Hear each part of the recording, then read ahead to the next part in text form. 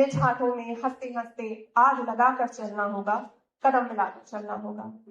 अटल जी के राष्ट्र निर्माण के इसी अखंड संकल्प के साथ हम नमन करते हैं आज की इस युवा शक्ति को।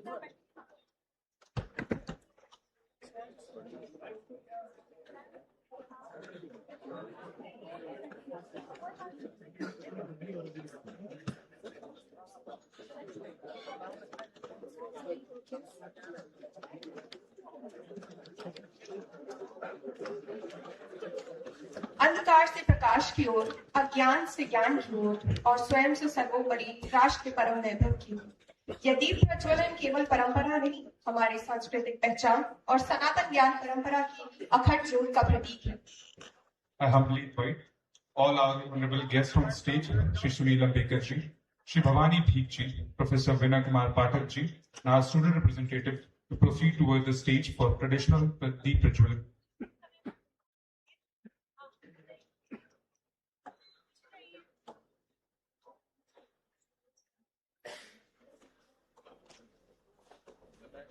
I request our student representative, Krishna Bhadoria, President Student Council, and Ananya Shukla, Secretary, Arnodaya Hobby Club, to please come on stage.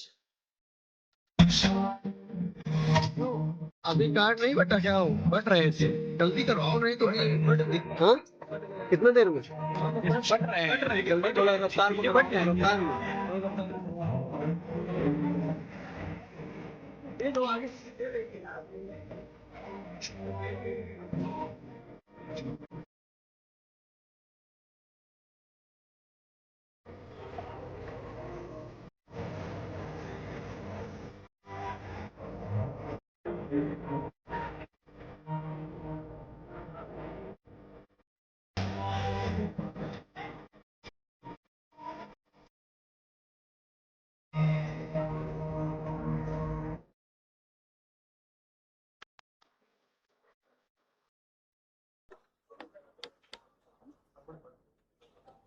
हम अपने सभी अतिथिगणों का सम्मान करते हैं। हमारे मध्य विराजमान आज के मुख्य वक्ता, प्रख्यात लेखक, प्रखर विचारक एवं राष्ट्रीय स्वयं सेवक संघ के अखिल भारतीय प्रचार प्रमुख आदरणीय श्री सुनील अंबेकर जी का मैं बड़े ही गौरव और आदर के साथ सम्मान करती हूँ।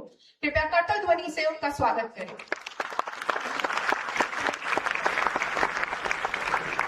साथ ही हमारे साथ कानपुर स्वयं सेवक संघ के कानपुर प्रांत के प्रांत संचालक श्री भवानी भीख जी का भी मैं स्वागत करती हूँ।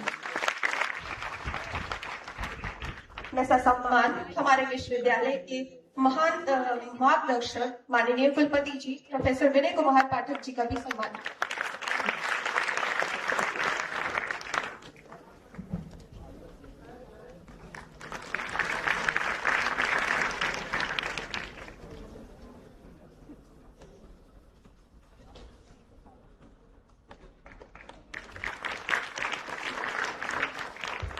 इसी के साथ मैं आमंत्रित करता हूं डिपार्टमेंट ऑफ फाइन आर्ट्स के रवि प्रताप सिंह को हमारे मुख्य अतिथि जी को स्वरचित पोर्ट्रेट भेंट करें। कृपया करतल ध्वनि से उनका सम्मान करें।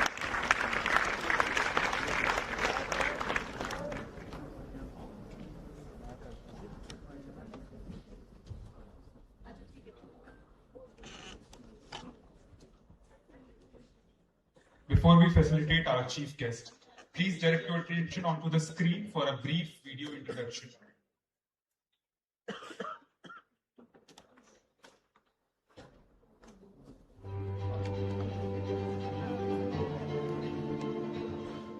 ओजस्वी वक्ता, प्रखर कार्यकर्ता, कुशल संगठनकर्ता, मार्गदर्शी नेतृत्वकर्ता, ऐसे अनगिनत गुणों के धनी हैं राष्ट्रीय स्वयंसेवक संघ के अधिकारी श्री सुनील आम्बेकर जी।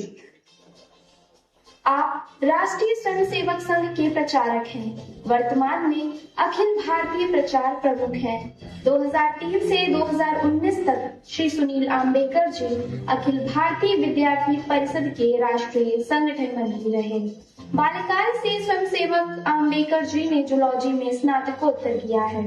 राष्ट्रीय संगठन मंत्री के दायित्व पर रहते हुए आप विभिन्न विश्वविद्यालयों एवं अन्य शिक्षण संस्थानों के अध्यापकों, विद्यार्थियों एवं शोधार्थियों से निरंतर संवाद के लिए देश भर में प्रवास करते रहे हैं। चाहे शिक्षा क्षेत्र में सुधार का विषय हो या समावेशिता का प्रश्न हो, छात्रों में राष्ट्रभाव जगाने की बात हो या गुणवत्तापूर्ण शिक्षा के लिए आंदोलन करना हो, आप अपनी विशेष पहल के लिए जाने जाते हैं। आपने हर उस विषय पर पहल की है जिसका संबंध समाज और राष्ट्र से होता है। श्री आम्बेडकर जी की छात्रों और युवाओं के विषय पर सक्रियता और उनके रोजगार तथा सामाजिक न्याय के प्रति प्रतिबद्धता रही है। आपने अमेरिका, रूस, चीन, नेपाल, सिंगापुर, ब्रिटेन आदि देशों का प्रवास और वहां के समाज जीवन का निकट से अध्ययन किया है। आप संघ के संगठनात्मक जीवन, राष्ट्र निर्माण, सामाजिक समरसता, शिक्षा और युवा विषयों पर विचार रखते रहे हैं। आपने the RSS road maps for the 21st century नाम की पुस्तक भी लिखी है, जिसमें संघ की विचार दृष्टि और 21वीं सदी के संदर्भ में उसके कार्य की चर्चा की गई है।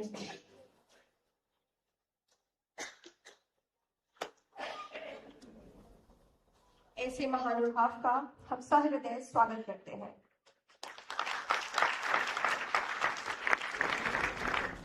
अब हम सब अपने अपने स्थानों पर खड़े होकर हमारे परम प्रिय राष्ट्रगीत वंदे मातरम का सस्वर गायन करेंगे।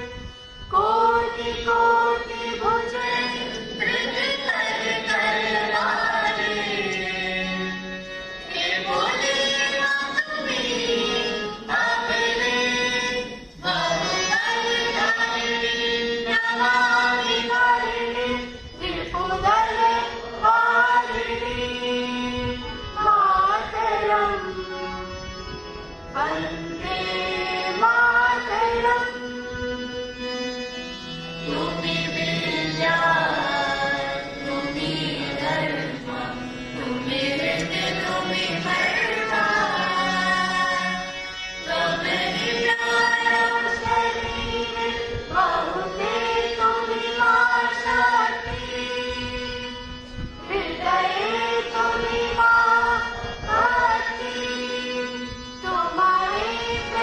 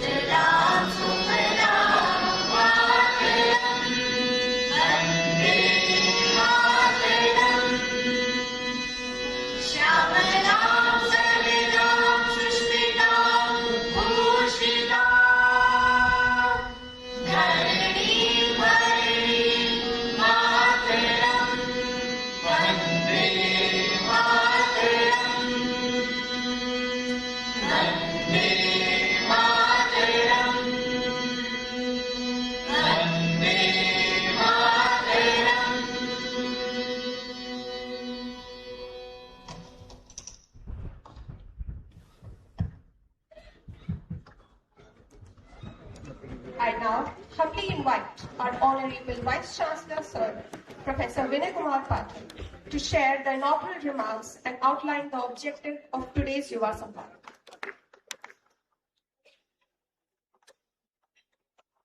आज के हमारे कार्यक्रम में मंच पर उपस्थित हमारे मुख्य वक्ता, हमारे प्रेरणा स्रोत, विख्यात लेखक, विचारक तथा राष्ट्रीय स्वयंसेवक संघ के अखिल भारतीय प्रचार प्रमुख आदरणीय श्रीमान सुनील आम्बेकर जी, हमारे मार्गदर्शक माननीय प्रांत संचालक भवानी दीप जी, सभागार में उपस्थित राष्ट्रीय स्वयंसेवक कानपुर प्रांत के प्रांत प्रचारक आदरणीय श्री राम जी, अखिल भारतीय विद्यार्थी परिषद के क्षेत्र संगठन मंत्री श्री घनश्याम जी व अन्य सम्मानित संघ व आनुषंगिक संगठनों के पदाधिकारी, कार्यकर्ता, शिक्षक बंद एवं मेरे प्रिय युवा मित्र, वीरांगना रानी लक्ष्मीबाई प्रेक्षागृह में इस भव्य प्रांगण में आप सभी का हार्दिक अभिनंदन है। आज का ये अवसर अत्यंत विशेष है क्योंकि राष्ट्रीय स्वयंसेवक संघ अपनी स्थापना का शताब्दी वर्ष मना रहा है। इस ऐतिहासिक कालखंड में युवा संवाद का आयोजन हमारे विश्वविद्यालय परिवार के लिए अत्यंत गौरवपूर्ण क्षण है। मैं आप सबको ये बताना चाहता हूं कि इस संघ से मैं कम से कम 91 में जुड़ा था और 91 में जुड़ने के दो कारण थे। एक कारण था कि ऐसा लगता था कि हमें भारतीय विज्ञान, भारतीय तकनीकों पे काम करना चाहिए, और मुझे आज वो भी पहला दिन याद है जब हम लोगों ने भारतीय शिक्षक मंडल में दरी बिछाई थी और आयुर्वेद पे चर्चा करने वाले, भारतीय विज्ञान और गणित पे चर्चा करने वाले कुल 5 लोग थे हम लोग, पर भी हम लोगों ने वो किया। उसके बाद 1991 में हम लोगों को यह मौका मिला, मुझे कम से कम यह मौका मिला कि मैं विवेकानंद यात्रा में जो है जा सकूं, और उस समय के शिक्षा मंत्री और आज के जो है वो डिफेंस मिनिस्टर, रक्षा मंत्री के मन में एक प्रश्न था, और ये भी प्रश्न उनको राष्ट्र धर्म एक जगह है जहां पर ये पुस्तिका लिखती है, उसके छत पे आया कि ऐसा हो सकता है कि पाइथागोरस थ्योरम को हम लोग कोई और नया नाम दें। मेरे साथ जो मेरे गुरु हैं और आज भी वो मानवीय मूल्यों पर बहुत सारा काम करते हैं, ऐसे गणेश बागड़िया जी ने बोला कि बोधायन ने तो बहुत पहले सूत्र लिखे थे, तो पाइथागोरस से भी बहुत पहले है। और हम लोगों ने कहा कि ये पुस्तक में आ सकता है। हम कुल 10, 12, 15 लोग थे जिन्होंने राष्ट्र धर्म की उस छत पर बैठकर 1 महीने के अंदर वो वैदिक गणित की पहली पुस्तक। मैं इसलिए यह बात बताना चाहता हूं कि उस समय मुझे जीवन का क्रम नहीं पता था, लेकिन उस समय के सरसंघ चालक जी दिल्ली में हम लोग एक उसमें गए और उनका पूजनीय जो स्वयंसेवक थे रज्जू भैया जी, उन्होंने बहुत सारा एक प्रश्न हम लोग के सामने खड़ा किया जो मैं अपने जीवन के अंतिम समय तक भी याद करूंगा। उन्होंने बोला कि गणित में हम प्रश्न बनाते हैं, 2 लीटर पानी में, 2 लीटर दूध में अगर एक आदमी ने 2 लीटर पानी बनाया तो कितने लीटर हो? तो सबने उत्तर दिया 4 लीटर। उन्होंने कहा कि गणित की दृष्टि से यह प्रश्न सही हो सकता है, लेकिन जीवन की दृष्टि से यह प्रश्न सही नहीं है। तो लोगों ने पूछा, उन्होंने बोला कि जीवन की दृष्टि से इसलिए यह प्रश्न सही नहीं है क्योंकि व्यक्ति के मन में पहले ही यह बात आ जाएगी कि 2 लीटर में 2 लीटर पानी मिलाया जा सकता है। और वो प्रश्न और वो उत्तर मुझे अपने पूरे जीवन काल में, और उनकी हम लोगों ने उससे वैदिक गणित लिखी, हमारे और मध्य प्रदेश दोनों जगह लागू हुई। और आज के पूजनीय सरसंघ चालक जी ने जब उस दिन छात्रों के बीच में यह बात रखी कि जो हमारे नए युवा छात्र हैं उन्हें हमें ऑर्डर नहीं देना, हमें कंसेंसस बनाना, हमें डिक्टेशन नहीं देना है, हमें डिस्कशन बनाना। तो मैं आदरणीय भाई साहब जी को बताना चाहता हूं कि यह विश्वविद्यालय बिल्कुल डिस्कशन और कंसेंसस पे चलने वाला है। हमारे दोनों स्टूडेंट्स आज ही नहीं मंच पर बैठे हैं, ये हम लोग के साथ हर प्रोग्राम में बैठते हैं, और हम लोग कोई भी डिसीजन लेते हैं तो हम अपने स्टूडेंट्स से लगातार पूछते हैं। हम स्टूडेंट कम्युनिटी से डिस्कशन के साथ इस देश को आगे बढ़ाना चाहते हैं। मेरे अपने गुरुजी ने, बागड़िया जी ने भी एक बात कहा था कि चुटकुला सुनाया हम लोग को। चुटकुला ऐसा था कि उन्होंने ऐसा सुनाया कि एक बच्चा था, वो बहुत उछल कूद मचा रहा, उसके पापा ने बोला नहीं तुम बैठो बैठो बैठो बैठो, तो वो जबरदस्ती डिक्टेशन से, ऑर्डर से वो बैठ गया। उसके पापा ने बोला अब तुमने सही काम किया। बोला पापा जी मैं बैठ तो गया हूं, लेकिन बाहर से बैठ गया हूं, अंदर से अभी भी खड़ा हूं। तो उन्होंने मुझे उस समय समझाया कि अगर व्यक्ति अंदर से खड़ा है और बाहर से बैठ गया है, तो बहुत सारा चीज आपने नहीं पाया है।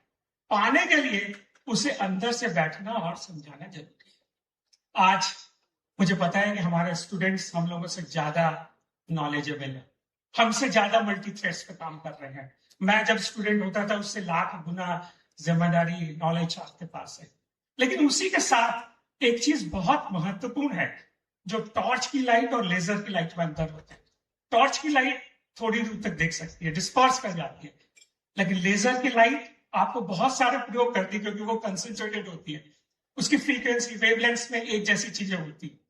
तो हमारा जो छात्रों से पूरा दर्शन है और छात्रों के साथ बात करने का, चर्चा करने का दर्शन है। भाई साहब ने बहुत सारे छात्रों को किया। अभी मैं जापान गया था, तो वहां पे बहुत सारे स्टूडेंट्स, बहुत सारे इंडियन कम्युनिटी मिली थी। उन्होंने बोला कि सुनील भाई साहब ने बताया, हम लोगों ने एक ही प्रस्ताव रखा कि यहाँ कोई मंदिर नहीं है, जापान में अपना मंदिर होना चाहिए। आप इंटरनेशनल स्टूडेंट्स के साथ भी रहते हैं, आप यूएस में भी देखा है, हमारे स्टूडेंट्स केवल यहीं के ब्रांड एम्बेसडर ना बने, पूरे विश्व में ब्रांड एम्बेसडर बने, ऐसा ही हमारे भाई साहब का मनोभाव है। आज का ये कार्यक्रम इस देश के लिए, इस समाज के लिए, हमारे छात्रों के लिए एक नई लाइट है कि कैसे एक संगठन, जो संगठन नहीं है, ऑर्गेनाइजेशन नहीं है, देश की विचारधारा है, देश के लिए जीने वाले लोग उसमें काम करते हैं, अपना पूरा जीवन बलिदान करते हैं। उनकी धमनियों में भारत माता ही, रक्त में बहते बहते भारत माता ही कहती है। वो इस देश को, हम इस देश को कैसा बनाना चाहते हैं। हम इस देश को नेपाल नहीं, हम इस देश को बांग्लादेश नहीं, हम इस देश को भारत बनाना चाहते हैं। और मैंने एक जगह पढ़ी थी, वो आप लोगों को जरूर बताता हूँ, कि लोगों ने पूछा कि भारत बहुत गरीब था, भारत के पास कुछ नहीं था, तब भी भारत देश ने पूरे विश्व को गांधी दिया। जिनके पास बहुत कुछ था, उन्होंने पूरे विश्व को क्या दिया? जर्मनी ने। वो आप लोग आज नाम भी लेना नहीं चाहते। इसीलिए पूछा कि इस देश में सब कुछ लूटने के बाद भी ये देश महान क्यों है? तो दूसरे व्यक्ति ने उत्तर दिया कि इस देश में ऐसे संत हैं, ऐसे साधु हैं, ऐसे विचारक हैं, जो कि ये हमेशा मन से प्रश्न पूछते रहते हैं लोगों से कि मैं क्या हूं, मेरा उद्देश्य क्या है जीवन में आने के लिए, मैं अपने देश के लिए क्या कर सकता हूँ, विश्व के लिए क्या कर सकता हूँ, सृष्टि के लिए क्या कर सकता हूँ। ऐसे प्रश्न सबके मन में खड़े रहते हैं। और ऐसे साधु, संत, विचारक जब तक इस भारत की धरती पर पैदा होते रहेंगे, तब तक इस देश की सभ्यता को कोई मिटा नहीं सकता है। ऐसा जो है मुझे बताया गया। और मैं तो जीवन में बहुत छोटा हूँ, और जीवन में छोटे समय से ही निकला हूँ। मैं आप ही लोगों के तरीके से इसको करता रहता हूँ। लेकिन हम लोग अगर हम लोग जो है अपने अलमुनाई और इसके अलमुनाई, इस विश्वविद्यालय के बड़े बड़े लोग हुए, स्वर्गीय अटल बिहारी वाजपेयी जी रहे, स्वर्गीय दीनदयाल उपाध्याय जी रहे, रामनाथ कोविंद जी रहे, अजीत डोभाल रहे। तो अगर मैं अटल जी की पंक्तियों के साथ नहीं करता, वैसे तो मैं हर जगह पढ़ता हूँ, क्योंकि जब भी विश्वविद्यालय में कार्यक्रम है तो उनकी पंक्तियां जरूर पढ़नी चाहिए। वो पढ़कर मैं अपनी बात को समाप्त करता हूँ। टूटे हुए सपनों की सुने कौन सिसकी, अंतर को चीर व्यथा पलाकू पठित की, हार नहीं मानूंगा, करार नहीं ठानूंगा, काल के कपाल पर लिखता मिटाता हूँ, गीत नया गाता हूँ। आज शायद इस कार्यक्रम के बाद हम लोग एक नया गीत गाएंगे, एक नई सुबह के साथ हम लोग जो है उसके साथ रहेंगे। और मैं आप सभी लोगों को बहुत बहुत धन्यवाद देता हूँ। बड़े मन से काम करना है, टूटे मन से काम नहीं करना है, ऐसा हमारे अलमुनाई और इस देश के माँ भारती के प्रसिद्ध स्वर्गीय अटल बिहारी वाजपेयी जी ने कहा है। बहुत बहुत धन्यवाद। और आपका भाई सब स्वागत है। आपको निवेदन से हम लोग जरूर आगे प्रश्न लेंगे। ये प्रश्न उत्तर के फॉर्म में है, बच्चे प्रश्न पूछेंगे, हम लोग तो बस केवल श्रोता है, और आप लोग भी जैसा भी होगा तो हम लोग आगे। धन्यवाद। बहुत बहुत धन्यवाद सर। आपके विचारों ने हमें सदैव ही नई वैचारिक दिशा दी है।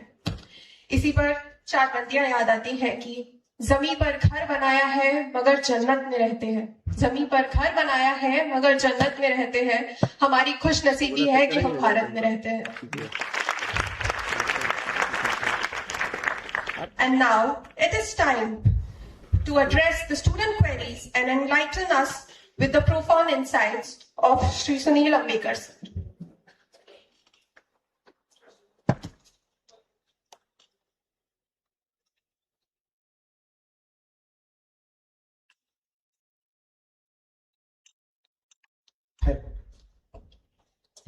सर्वप्रथम मैं मां भारती और हम सभी युवाओं के प्रेरणा स्रोत स्वामी विवेकानंद जी को नमन करता हूं एवं हमारे बीच हमारे मुख्य वक्ता, विख्यात लेखक व विचारक तथा राष्ट्रीय स्वयंसेवक संघ के अखिल भारतीय प्रचार प्रमुख आदरणीय श्री सुनील अंबेडकर जी का हृदय से आभार व्यक्त करता हूं कि उन्होंने हम सभी छात्रों के मन में उत्पन्न हुए प्रश्नों का उत्तर देने का आह्वान किया। समय को व्यर्थ न करते हुए मैं पहले प्रश्न की तरफ बढ़ता हूं। पार्थ, लक्ष्य, आयुष,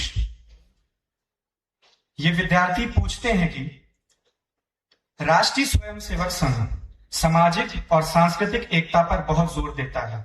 आप इस विचार को भारत जैसे विविध देश में कैसे देखते हैं जहां विभिन्न धर्म, भाषाएं और परंपराएं हैं?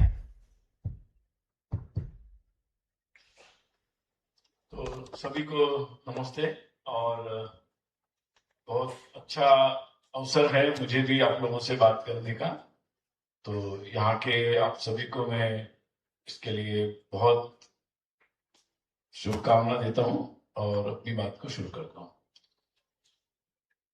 देखिए, संघ के बारे में विचार हम सुनते हैं, लेकिन संघ का विचार कोई नया विचार नहीं है।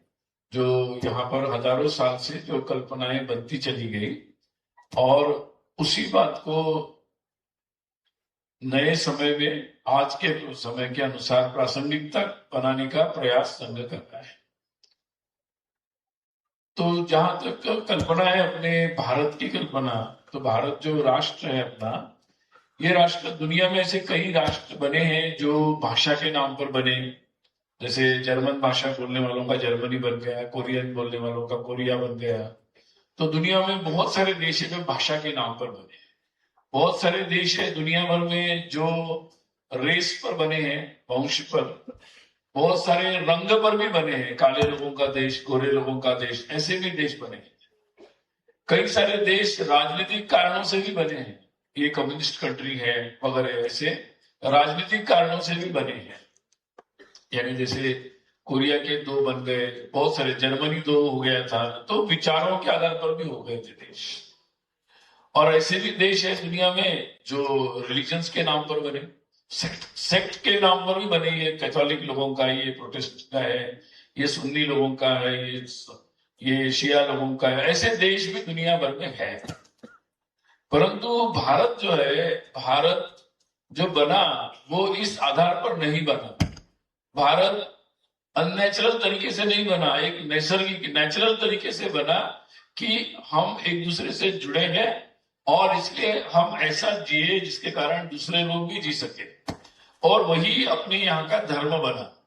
धर्म का मतलब ही वो था कि हम ऐसा जिए जिसके कारण बाकी लोग, सृष्टि भी आराम से जी सके। और इस कारण से सबको जोड़ने वाली पद्धति यहाँ से प्रारंभ हुई, जिसको हम यहाँ धर्म बोलते हैं। कई बार कंफ्यूजन होता है रिलीजन और धर्म का। तो रिलीजन तो अपनी एक भगवान की पूजा करने की अपनी एक पद्धति है, परंतु धर्म एक जीवन जीने का एक तरीका है जिसमें हम एक, और भारत में जिस धर्म की कल्पना की गई वो इंक्लूसिव है, जिसमें एक साथ सारी भाषाएं रह सकती है, जिसमें एक साथ कई सारे रिलीजन रह सकते हैं, जिसमें एक साथ बहुत सारे प्रकार के बोलने वाले लोग रह सकते हैं। और इसीलिए ये आज भारत में ये हजारों साल से चला, उसमें कुछ खामियां आई है विस्मरण के कारण, मेमोरी लॉस के कारण। मेमोरी लॉस जब होता है, मोबाइल में मेमोरी लॉस हो गया, ये तो हैंग हो जाता है, फोन हैंग हो गया तो हम हैंग हो जाते हैं। तो वैसे ही जब मेमोरी लॉस होता है हिस्ट्री में, तो दिमाग में समझ में नहीं आता कि हम कौन है, कहाँ से आए, हमारे पूर्वज कौन है, हमारा इस मिट्टी से क्या संबंध है, हमारा देश कौन सा है, इसके बारे में भी कंफ्यूजन होता है। दूसरी भाषा के लोग बोलने वाले उनसे मेरा क्या रिलेशन है, बहुत सारे कंफ्यूजन होते हैं।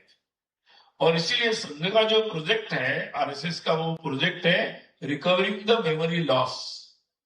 जो स्मृति भ्रंश हो गया, जैसे कोई भूल गया तो हम क्या करते हैं, अरे यही तुम्हारा भाई है, ये तुम्हारा स्कूल है, याद दिलाते, 1000 बार याद दिलाते। जब याद आ जाता है तो गाड़ी नॉर्मल हो जाती है, मोबाइल हैंग से बाहर आ गया, बढ़िया से कनेक्ट करना शुरू कर देता है। तो वैसे ही संघ का यही काम चल रहा है कि सब लोग ये समझे कि भाषाएं अलग अलग है लेकिन सब सिस्टर लैंग्वेजेस है। हमारे पूजा करने की पद्धति अलग हो सकती है, बट सभी रिलीजन्स एक ही बात के लिए, एक ही धर्म के लिए बने हैं कि भाई आप भी जियो और सबको जीने दो। जैसे मैं कल भी एक यूनिवर्सिटी में था तो मैं बोल रहा था कि ट्रैफिक पे आप गाड़ी में, किसी भी गाड़ी में चल सकते हो, पैदल भी जा सकते हो, लेकिन सिग्नल आपको पालन करना पड़ेगा, आपको ट्रैफिक रूल देखने पड़ेंगे, आपको स्पीड ठीक करनी पड़ेगी। आप ये फॉलो करोगे रूल्स तो सब गाड़ियां एक साथ चल सकती है, नहीं तो गाड़ियों की टक्कर हो जाएगी। तो धर्म की जब बात कर रहे हैं हम उस बेसिक रूल की बात कर रहे हैं, वो फॉलो होंगे तो कई रिलीजन एक साथ रह सकते हैं, कई भाषाएं एक साथ रह सकती। और भारत ऐसी एक भूमि है जिसने हजारों साल तक ऐसा किया है, इसके कई उदाहरण है। समय की मर्यादा इसलिए मैं संक्षिप्त करता हूं।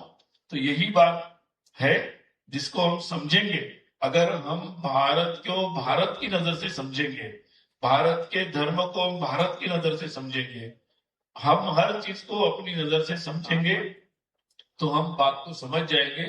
बस उसी बात का स्मरण लोगों में आ जाए, यही संघ का प्रोजेक्ट है और इस कारण से पूरी विश्व को लाभ होगा।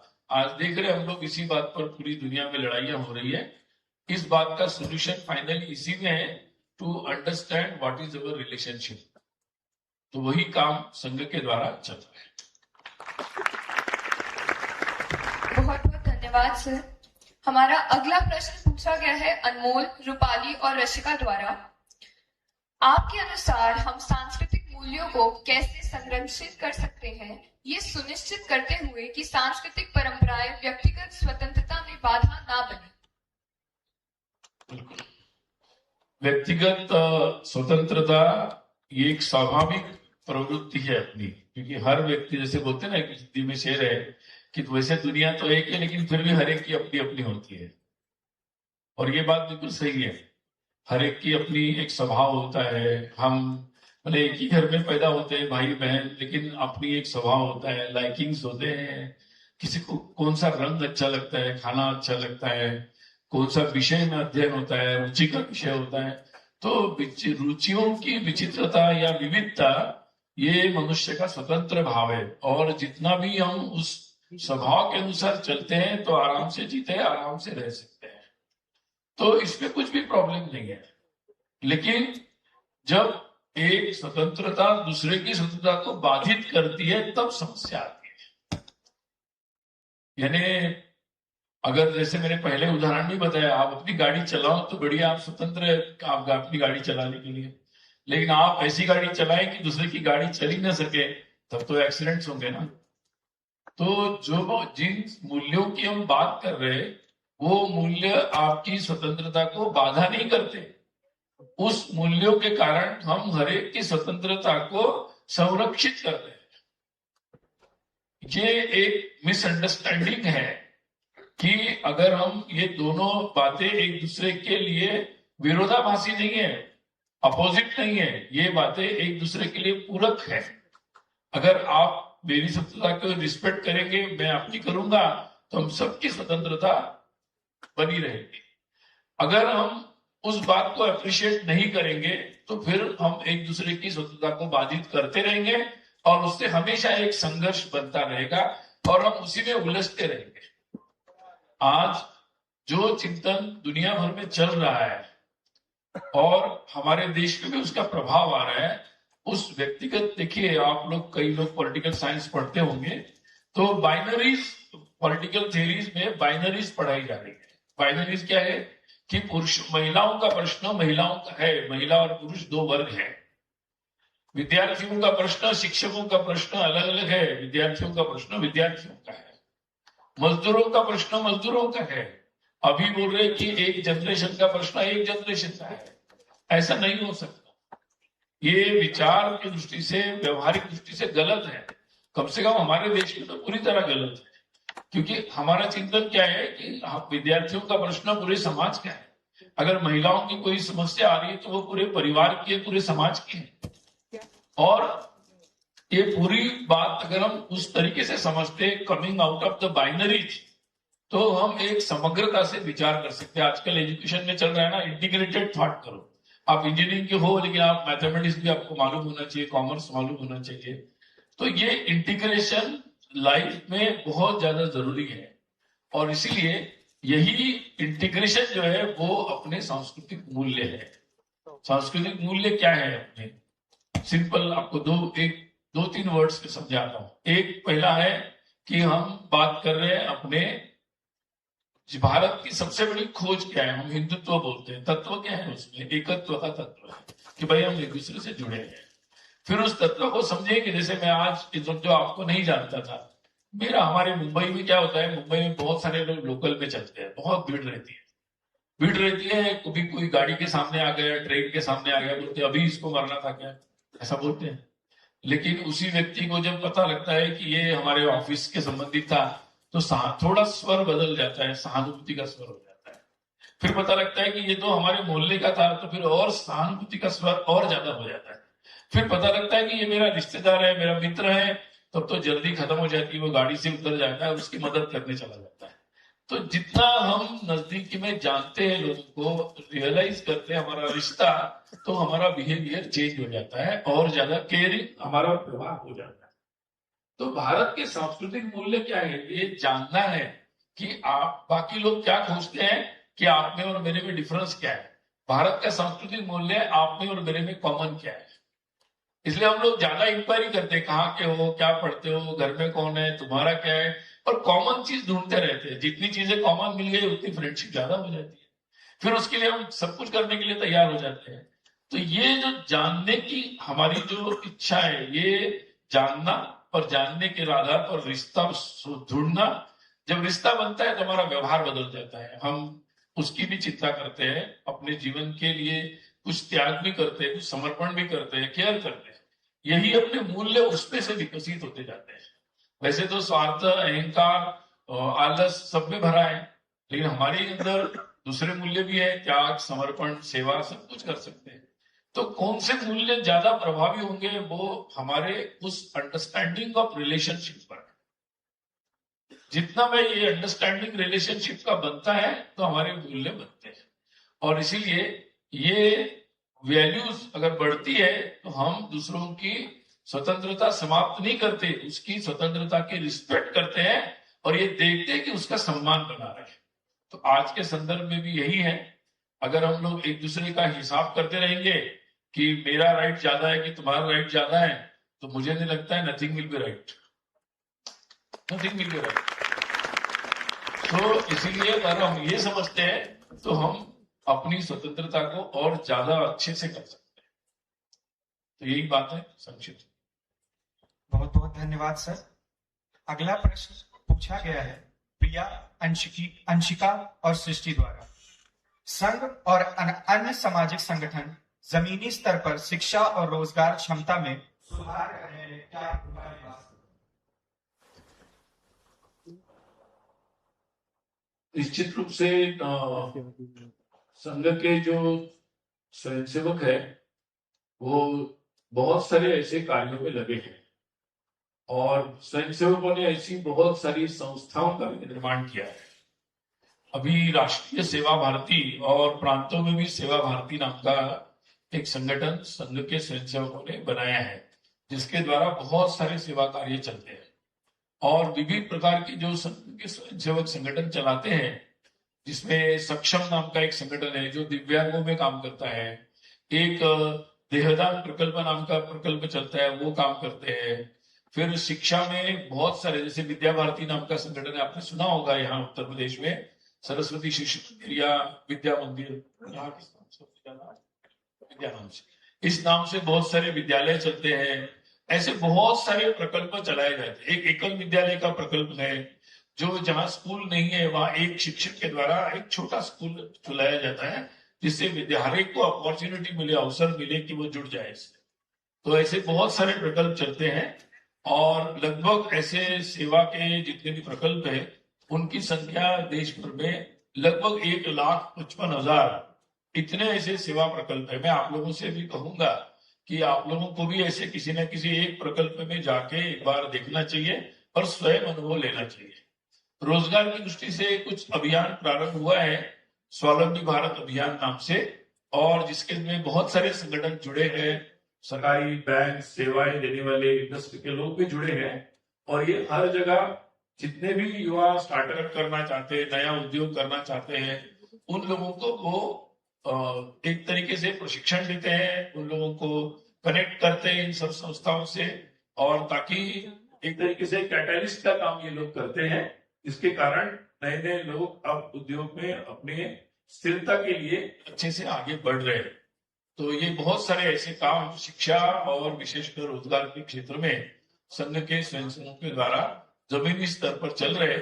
इसका व्याप अगर मैं आपको कहूं तो केरल के सुदूर जिले में भी ये स्कूल चलता है, मणिपुर के बिल्कुल म्यांमार की बॉर्डर पर भी ये स्कूल चलता है, और जम्मू कश्मीर के वैली में यानी दूध पोखरी से लेकर अनंतनाग से लेकर जितने सारे जिलों में, बारामूला, सब जगह ऐसे कंप्यूटर क्लासेस से लेकर इस तरह से पिछले 20 साल से चल रहा है। डोडा जिले में किश्तवाड़ है, एकदम रिमोट एरिया, वहां पर भी विद्या भारती का स्कूल चलता है और एकल विद्यालय चलते हैं। तो देश के हर कोने में, हर जगह ये प्रकल्पों के द्वारा समाज के लोगों की जो आवश्यकता है उसके आगे ले जाने का प्रयास चल रहा है।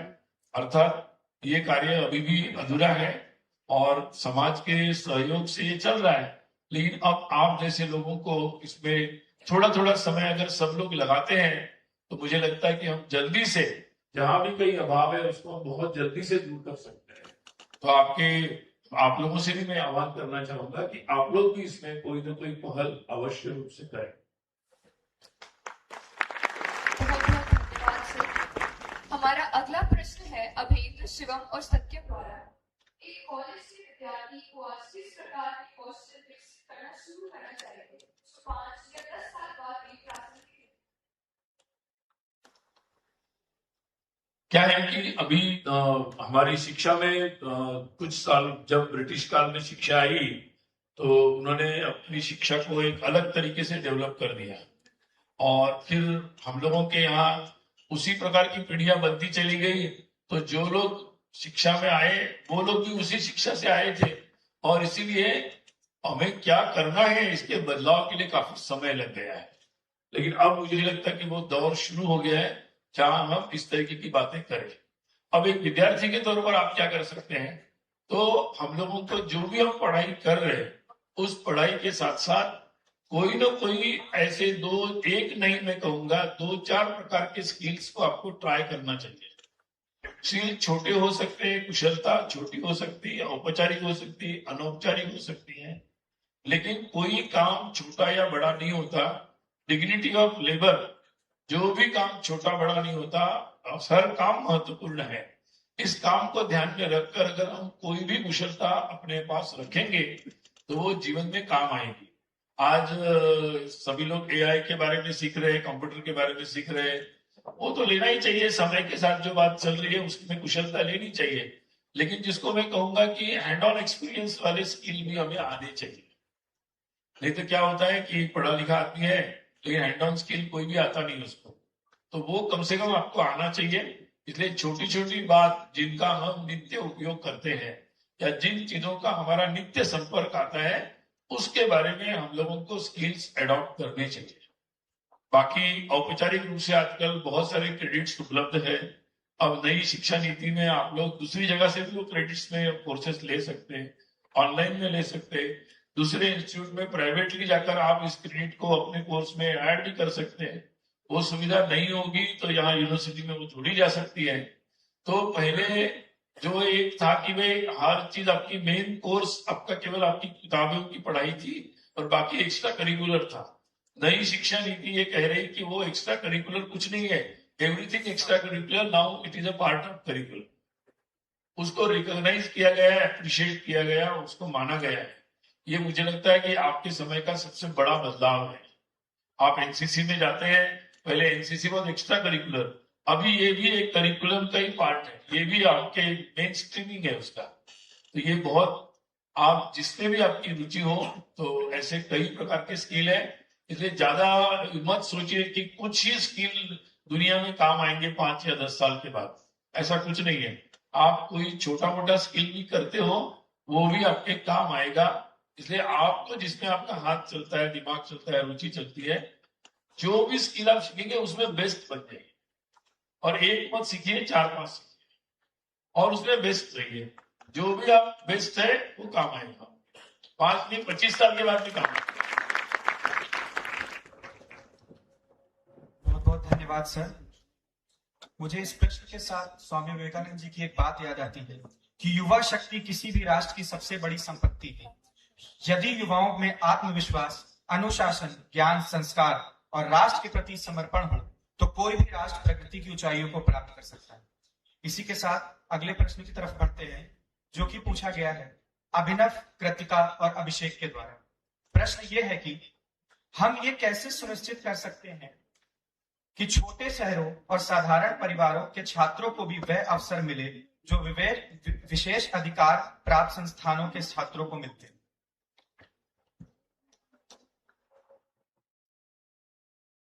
सबसे पहला तो काम है कि हम एक दूसरे की सहायता करें। आप एक दूसरे की क्योंकि हम अकेले के पास हो सकता है कि कम अवसर हो या कम अप्रोच हो हमारा या पहुंच हो, लेकिन हम सब मिलकर अगर एक दूसरे की सहायता करते हैं तो हम सबकी मिलकर बहुत अच्छी पहुंच है और हर चीज तक हम पहुंच सकते हैं। तो सबसे पहले मुझे लगता है कि जो बंधु भाव है, फ्रेटर्निटी, ये बहुत ज्यादा जरूरी है और वो जितनी ज्यादा रहेगी उतना हम पहुंच सकते हैं। बाकी आज के समय में एक अच्छी बात है कि हर चीज का डेमोक्रेटाइजेशन हो रहा है। मतलब उदाहरण के तौर पर अब लाइब्रेरी जो कई विशेष संस्थानों में होती थी, अब वो लाइब्रेरीज, क्योंकि अब ऑनलाइन डिजिटल के जमाने में वो लाइब्रेरीज का एक्सेस हम सबको मिल रहा है।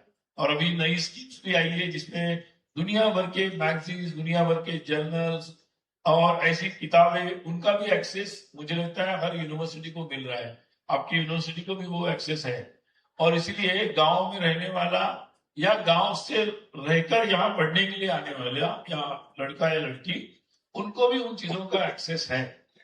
दूसरी बात है कि अभी डिजिटल के जमाने में नया नॉलेज, नया इंफॉर्मेशन लेने के लिए एक्सेस के बहुत सारे साधन अपने पास उपलब्ध है। दूसरी बात है भाषा, कि अंग्रेजी ही पर, मतलब अंग्रेजी पर ही हर बात डिपेंड थी।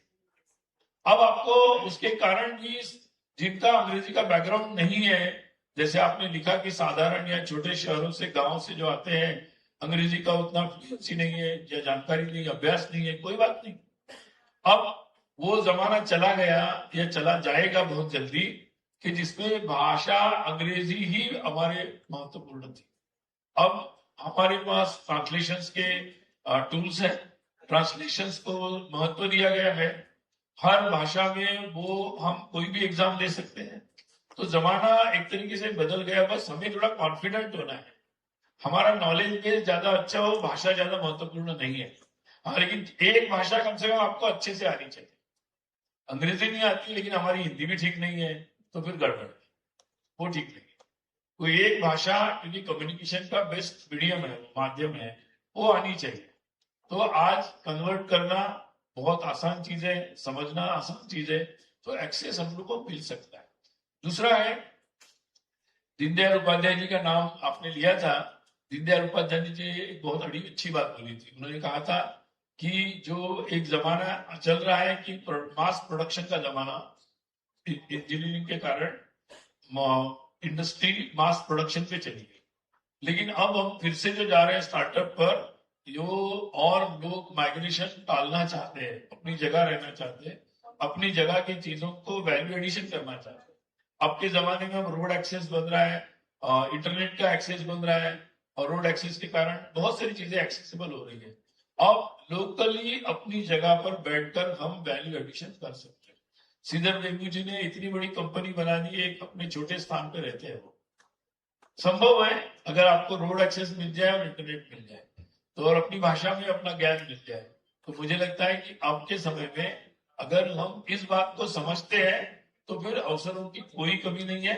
आपको जाने की जरूरत नहीं, आप अपने जगह पे बैठ के भी वो काम कर सकते हैं। बस इसमें समाज का थोड़ा एजुकेशन अभी होना जरूरी है, क्योंकि लोगों के दिमाग में एक हायरार्की बनी है, अंग्रेजी बोलने वाला, कॉन्वेंट में जाने वाला, शहर में रहने वाला, यानी इसी प्रकार का व्यवसाय करने वाला, ऐसे कुछ हायरार्की जो झूठी है बनी हुई है, उसको आपके जनरेशन को तोड़ना है, पूरी तरह ध्वस्त कर देना है कि ऐसा कुछ नहीं है।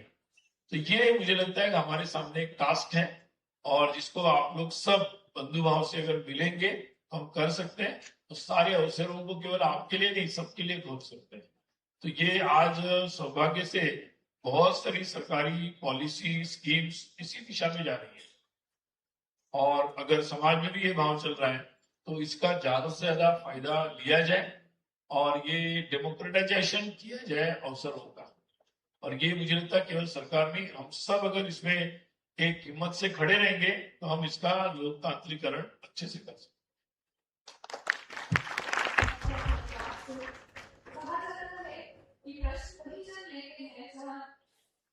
जिज्ञासा जीवनी होती है और परिवर्तन वही जन्म लेता है जहां युवा प्रश्न पूछने का साहस रखते हैं। इसी भाव से आगे बढ़ते हुए हमारा अगला प्रश्न है, युवाओं से अक्सर कहा जाता है कि वे देश का भविष्य हैं। क्या आज देश की आकार देने में भी उनकी बड़ी भूमिका नहीं होनी चाहिए? ये प्रश्न पूछा गया है तेजस्वी, अलिफ और माही द्वारा। बिल्कुल होनी चाहिए, और मुझे लगता है कि बड़ी भूमिका कोई देने का अवसर तो वेट नहीं करना चाहिए। बड़ी भूमिका तो हमें खुद पहल करनी पड़ती है। अगर आप अच्छा करो, अच्छे से आगे बढ़ो, अच्छे से अच्छा काम करो, अच्छा विषय लेकर आओ, तो भूमिका अपने आप मिल जाती है। अभी भी जमाना ऐसा खराब नहीं है, अगर अच्छा काम किया जाता है तो अप्रिसिएशन होता है। आज देखिए हमारे बहुत सारे लोग, अभी हमारे देश में स्टार्टअप्स की संख्या बहुत ज्यादा है, और अब मैंने जैसे कहा कि ओपन है, हर पॉलिसी हमारी जितनी भी बनती है अब देश में, राज्यों में, केंद्र में, हर लेवल पर, अब वो पब्लिक डोमेन में रहती है। आप उस पर अपना दिमाग लगा सकते हैं, आप उसमें अपनी भूमिका निभा सकते हैं। संगठन है, जैसे बहुत सारे संगठन है जो रिप्रेजेंट करते हैं, विद्यार्थी परिषद रिप्रेजेंट करती है, अपने मजदूरों के क्षेत्र में मजदूर रिप्रेजेंट करते हैं, टेक्नोलॉजी में लोग रिप्रेजेंट करते हैं। तो ऐसे रिप्रेजेंटेटिव ऑर्गेनाइजेशंस भी बहुत सारे समाज में प्रभावी रूप से काम कर रहे हैं। हम उनकी सहायता भी ले सकते हैं, उनके साथ भी जुड़ सकते हैं, और उसके माध्यम से हम अपनी भूमिका को तय कर सकते हैं। आज मुझे लगता है कि नए सॉल्यूशंस चाहिए लोगों को। यानी अभी तक क्या हुआ है कि जो पश्चिम से आया पिछले 100-150 साल में, वही हम लेते रहे, लेकिन वो कस्टमाइज नहीं है हमारे लिए, वो वैसा उनके लिए बनाया है। तो भारत के सामने एक बहुत बड़ा टास्क है। ऐसे नौजवान भारत को चाहिए जो अपने देश के इतिहास को जानते हैं, जो अपने देश के भारत के ज्ञान को जानते हैं, भारत की भाषा को जानते हैं, भारत के प्रति उसका भक्तिभाव बहुत ज्यादा है, और वो दुनिया की भाषा को जानते हैं, दुनिया को जानते हैं, दुनिया में नई नई जो बातें आ रही है उनको भी जानते हैं। तो ऐसे नौजवानों की देश में बहुत बड़ी भूमिका की अवसर है, क्योंकि अगर आप ऐसा कोई नया सोल्यूशन उसमें से लेकर आते हैं तो मुझे लगता है कि वो अप्रिशिएट होगा। इसलिए पिछले दिनों में अपने देश में बहुत नए नए लोगों ने नए काम प्रारंभ किए, नए स्टार्टअप्स बनाए, जो आज बड़ी बड़ी अप्रिशिएट करने वाली कंपनियां बन गई है। यही नहीं, हमारे जिन प्रांतों को लोग पिछड़ा बोलते, नॉर्थ ईस्ट क्या है, पिछड़ा है, हरियाणा क्या पिछड़ा है, महिलाओं को स्थान नहीं, वहीं से अब लड़कियां आ रही है जो एथलेटिक्स में, ओलंपिक में हमारा नाम बता रही है।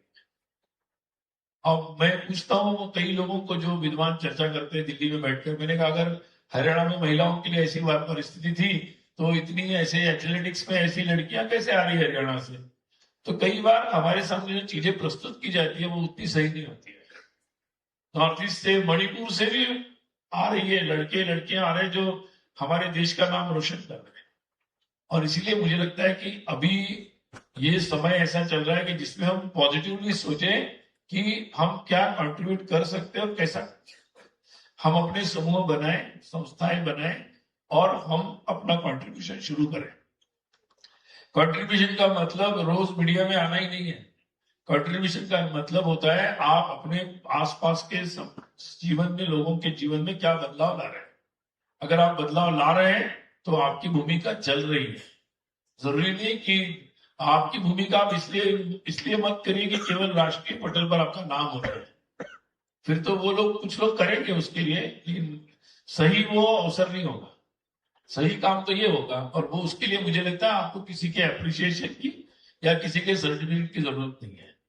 तो आप खुद अपनी भूमिका बना सकते हैं। कोई देने वाला कौन होता है? आप स्वयं अपनी भूमिका बना सकते हैं, और मुझे लगता है आज उसका अवसर है। और पिछली पीढ़ियों की तुलना में, मतलब आपके पिताजी, माता पिताजी, आपके दादाजी, नाना जी, उनकी पीढ़ी से ज्यादा, सबसे ज्यादा मुझे लगता है भूमिका का अवसर आज के समय में है। तो अब ये हम एक ऐसे भारत की ओर जा रहे हैं, तो हम जितना प्रयास करेंगे, जितना सक्रिय रहेंगे, जितने पॉजिटिव रहेंगे, जितने कंस्ट्रक्टिव रहेंगे, उतना हम अपनी भूमिका को बहुत अच्छे से निभा सकते हैं। बहुत बहुत धन्यवाद सर। एक बहुत ही जो भी पूछा गया है मृदुल, अन्वेषा और इक्षित द्वारा, आपके अनुसार आज भारतीय युवाओं के सामने सबसे बड़ी चुनौती क्या है, जिस पर शायद हमारा खुद का ध्यान नहीं जा रहा? सबसे बड़ी चुनौती ये है हमारी कि हम अपने खुद को अपनी नजर से देखें। हम इधर उधर के दूसरों की नजर से देखना बंद करें। हम दुनिया को देखें, लेकिन हमारा वर्ल्ड मैप जो होगा वो हमारी नजर से होगा। वर्ल्ड मैप होता है ना, उसमें लिखा रहता है ये ईस्ट है, वेस्ट है, ये मिडिल ईस्ट है, ये साउथ है, ये साउथ ईस्ट है। वो उन्होंने अपने देश में बैठ के बनाया होगा दिशाएं। हम उसी वर्ल्ड मैप को अपने भारत में बैठ के देखेंगे, कौन सा ईस्ट है, कौन सा वेस्ट है, कौन सा साउथ है, कौन सा नॉर्थ ईस्ट है, हम अपनी दिशा से देखेंगे। तो पूरी दुनिया अपने इतिहास को, अपने वर्तमान को, अपनी क्षमता को, अपने देश को, अपने भविष्य को, पूरी दुनिया को हमें अपनी नजर से देखना सीखना जरूरी है। और उसके लिए हमारा अपना नॉलेज खुद हमें ओरिजिनल सोर्स पे जाना चाहिए, थोड़ी मेहनत करनी चाहिए। हम लोग सेकेंडरी सोर्स पे ज्यादा काम कर रहे हैं। किसी ने कुछ बोल दिया, लिख दिया, कहीं कुछ कह दिया, कहीं कुछ हो गया, उसके आधार पर हम ओपिनियन न बनाएं। हाँ, उसको नोट कर सकते हैं, उसको री एग्जाम कर सकते हैं, परंतु हम अपने प्राइमरी सोर्स को देखें। प्राइमरी सोर्स में जाएं, खुद देखें और उसके आधार पर अपने ओपिनियन बनाएं और भारत को भारत की दृष्टि से देखें। मुझे लगता है ये एक चीज अगर हम लोग ठीक कर लें, और जो आज के समय में थोड़ी कठिन है, क्योंकि इतना ज्यादा इंफॉर्मेशन का आपके ऊपर, मतलब कभी कभी लगता है कि मतलब मैं आपके साथ हूं, मतलब क्योंकि, और मैं अपने, कई लोग आपके ऊपर टिप्पणी करते हैं कि ऐसे हो, मैं उनको कहता हूं कि आप उनके साथ खड़े हो जाइए, क्योंकि उनको एक बहुत बड़ा चैलेंज फेस करना पड़ रहा है। उनके सामने इतनी मल्टीपल इंफॉर्मेशन आ जाती है, मल्टीपल सोर्सेज से, तो जो आपके लिए वो समस्या नहीं थी पुरानी पीढ़ियों के लिए, आज की पीढ़ी के लिए वो एक बहुत बड़ा प्रश्न है। और इसलिए बाकी सभी अनुभवी लोग उनको सहायता करें, ये ना कि उन पर टिप्पणी करें। और आप लोगों को भी उनके अनुभव से समझना चाहिए। ओपिनियन डिसीजन आपका होगा, लेकिन एक्सपीरियंस लोगों से जानकारी लेनी चाहिए, ताकि आपके सामने जो मल्टीपल चॉइसेस है उसमें से आप सही चॉइस कर सकें। बहुत बहुत धन्यवाद सर। हमारा अगला प्रश्न पूछा गया है। अभी थोड़ा आंसर को शॉर्ट भी करता हूँ ताकि सारे प्रश्न हम ले सकें। यस, हमारा अगला प्रश्न पूछा गया है कुशाग्र, सौम्या और कौशिकी द्वारा। सोशल मीडिया युवाओं को एक बड़ा मंच देता है, लेकिन ये तुलना, भटकाव और भ्रामक जानकारी भी पैदा करता है। आपके अनुसार युवाओं को इसका जिम्मेदारी से उपयोग कैसे करना चाहिए? देखिए, ऐसा है, आपकी उम्र में थोड़ा सा भटकाव तो चलता है, लेकिन रिजनेबल होना चाहिए। ज्यादा हो गया तो रास्ता ही खत्म हो जाएगा, ऐसा नहीं होना चाहिए। थोड़ा बहुत तो एक्सप्लोर कर सकते हैं, मतलब आपकी एज में एक्सप्लोर करना भी चाहिए कि एक ही रील से नहीं चलना चाहिए, 10 चीजें हैं, थोड़े एक्सप्लोर करना चाहिए, ये ठीक है, ये ठीक है, ठीक है, ताकि आप अच्छा निर्णय ले सके। लेकिन अगर हम लोगों को एक्सप्लोर करते करते हम उसी में फंस गए तो प्रॉब्लम आएगा। इसलिए सोशल मीडिया देखिए, कोई भी टेक्नोलॉजी खराब नहीं होती, कोई भी नई चीज आती है हमें मदद करती है और हमें एक अवसर देती है कि हम दुनिया को समझें। एक्सप्लोर करने में कोई प्रॉब्लम नहीं। लेकिन उदाहरण के तौर पर क्या है कि मैंने जैसे पहले उत्तर में बताया कि प्राइमरी सोर्स पे नहीं जाएंगे तो भ्रम तो होगा कि माया जो है ना, माया जाल या मायावी, तो हर समय में राक्षस जो प्रवृत्ति, सज्जन शक्ति क्या होती है, अच्छी बात जो होती है वो शांति से चुपचाप कहीं बैठी रहती है कोने में, और जो राक्षस प्रवृत्ति होती है उसकी एक विशेषता है कि वो अपने रूप, मायावी रूप बदल बदल कर नए नए रूप में आती रहती है। और ये पुराने जमाने से, मतलब हम राम रावण का युद्ध देखेंगे तो वो मायावी रूप में आता रहता है। तो वो आज भी है, आज तो कलयुग चल रहा है, बहुत ज्यादा है, मतलब उस जमाने में एक ही रावण होगा, अब तो बहुत सारे हैं, उसके बहुत सारे मायावी रूप हैं, तो उसकी कोई प्रॉब्लम नहीं है। प्रॉब्लम है कि हम लोग अपना ओरिजिनल सोर्स को समझे, और इसीलिए आपको लाइफ में ये बात जरूरी है कि अच्छा मित्र, अच्छा गुरु, अच्छे जो आपको अच्छी बात बता सकते हैं, ऐसे कोई ना कोई संगत में रखना बहुत जरूरी है, जिससे आपको अच्छी बात, अच्छी वेबसाइट्स है, अच्छे कुछ हैंडल्स है।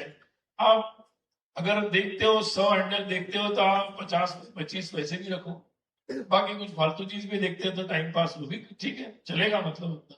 लेकिन आपका 100% टाइम पास है तो फिर आप तो भ्रम नहीं जाओगे, पक्का है।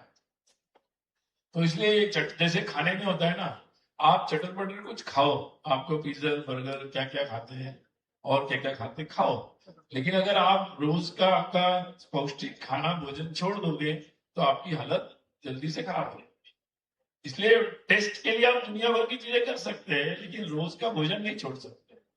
अगर वैसा ही है, सोशल मीडिया में आप इधर उधर की चीजें करें, लेकिन उसका परसेंटेज उतना फ्रीज इतना ही हो, तो आप आराम से कर सकते हैं। इसलिए डरने की जरूरत नहीं है। पहली बात, इन चीजों से हर जमाने में चीज आती है। जब पहली बार फिल्म नॉवेल्स आए तो लोग पागल की तरह ट्रेन में वो नॉवेल पढ़ते थे, एक ट्रेन में बैठे वहां तक पढ़ देते थे, सस्पेंस नॉवेल। पेरेंट्स चिंता करते थे आजकल के बच्चों को क्या हो गया है। फिर फिल्में आ गई तो फिल्मों में गाने आ गए, फिर बोले ये क्या हो रहा है। तो ये हर जमाने में नई पीढ़ी के सामने नया चैलेंज आता है और पेरेंट्स चिंता करते हैं, तो कोई नई बात नहीं है, ये होगा। लेकिन अभी आपके सामने मल्टीपल एक्सपोजर आ गया है, पर्सनलाइज हो गया है ये, इसलिए थोड़ा चैलेंज थोड़ा सीवियर है। इसलिए आप लोग इसमें कोई डिसिप्लिन स्वयं का बनाए तो ज्यादा अच्छे से आप इससे निकल सकते हैं, और अच्छी जगहें ढूंढे जहां से हमें अच्छी मार्गदर्शन, अच्छी बात मिल सके तो हम जा सकते। और संघ की शाखा इसीलिए शुरू हुई ताकि संघ के शाखा से लोगों को अच्छा मार्गदर्शन मिल सके। मैं आप लोगों को भी कहूंगा, कभी कम से कम अपनी लाइफ में एक सप्ताह के लिए आप लड़के संघ की शाखा में, छात्राएं समिति की शाखा में, कम से कम अपने जीवन में एक्सपोजर के लिए 7 दिन चाहिए, तो आपको बहुत अच्छा दिशा दर्शन मिलेगा। सेवा काम में एक सप्ताह के लिए इंटर्नशिप जैसा जाइए देखने के लिए, तो आप लोगों को स्वयं ही पता लगेगा कि हम अपने डिसिप्लिन को कैसे बना सकते हैं और दुनिया भर की चीजों को एक्सप्लोर करते हुए भी अपने भ्रम से निकलकर हम सीधे अच्छे से कैसे चल सकते। तो ये मुझे लगता है कि, और ऐसे बहुत सारे रास्ते हैं, एक रास्ता ये भी है।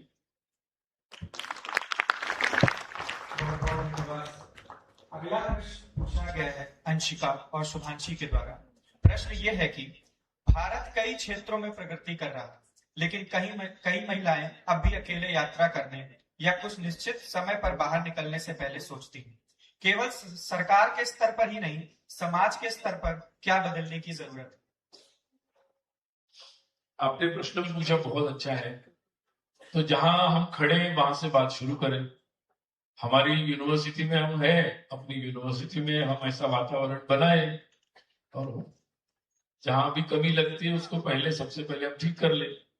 तो मुझे लगता है कि हर जगह से शुरुआत होना अत्यंत आवश्यक है, फिर धीरे धीरे इसको फैला सकते हैं हर जगह। देखिए हर कोने में सबसे बड़ी प्रॉब्लम क्या है हमारी इसमें कि देखो सरकार तो बहुत सारे नियम बना सकती है, स्ट्रिंजेंट कानून बनाएगी, उससे क्या होगा, क्राइम होने के बाद पनिशमेंट हो सकती है, लेकिन क्राइम तो हो जाएगा, क्योंकि जो क्राइम करने जाता है ना वो उस समय कानून के बारे में नहीं सोचता। ये बात हमें ध्यान में रखनी चाहिए और इसलिए इसके ऊपर तो समाज ही इस पर कुछ कर सकता है। समाज क्या कर सकता है, तो देखिए अभी संघ का शताब्दी वर्ष चल रहा है, हमने एक पॉइंट रखा है पंच परिवर्तन का, कुटुंब प्रबोधन। देखिए हर जो भी प्रॉब्लम्स हो रही है वो भी किसी परिवार से आता है और कहीं से आता है, या कोई घटना हो रही है तो हजारों आंखें उसको देख रही है, लेकिन लोग ये सोचते कि मेरे घर का प्रॉब्लम नहीं है तो मैं इसके क्यों आगे बढ़ूं। तो ये जो प्रवृत्ति है इसको एक समाज के नाते हमारी एक राष्ट्रीय दायित्व है, एक सामाजिक दायित्व है इस बात को आना। अब ये थ्योरेटिकली जो मैं बता रहा हूं इसको कर कैसे सकते हैं, तो हर परिवार में इसकी चर्चा होनी चाहिए। आप लोगों को अपने परिवार में जाके इसकी चर्चा करनी चाहिए और आगे जाकर आप भी आगे जब और बढ़ेंगे तो आप लोगों को ये बात ध्यान में रखनी चाहिए कि बचपन से ये एक माइंडसेट बनाना पड़ता है। हर परिवार में बच्चों के साथ ऐसी चर्चा होनी पड़ती है, बड़े होने पर भी पेरेंट्स बच्चों में चर्चा होनी पड़ती है, घर में वैसा वातावरण रखना पड़ता है, अच्छी चीजें परिवार के नाते भी करनी पड़ती है, हमारे रिलेशंस वैसे रखने पड़ते हैं ताकि हम भोजन के समय एक साथ मोबाइल साइड में रख के बैठकर बात कर सकते हैं।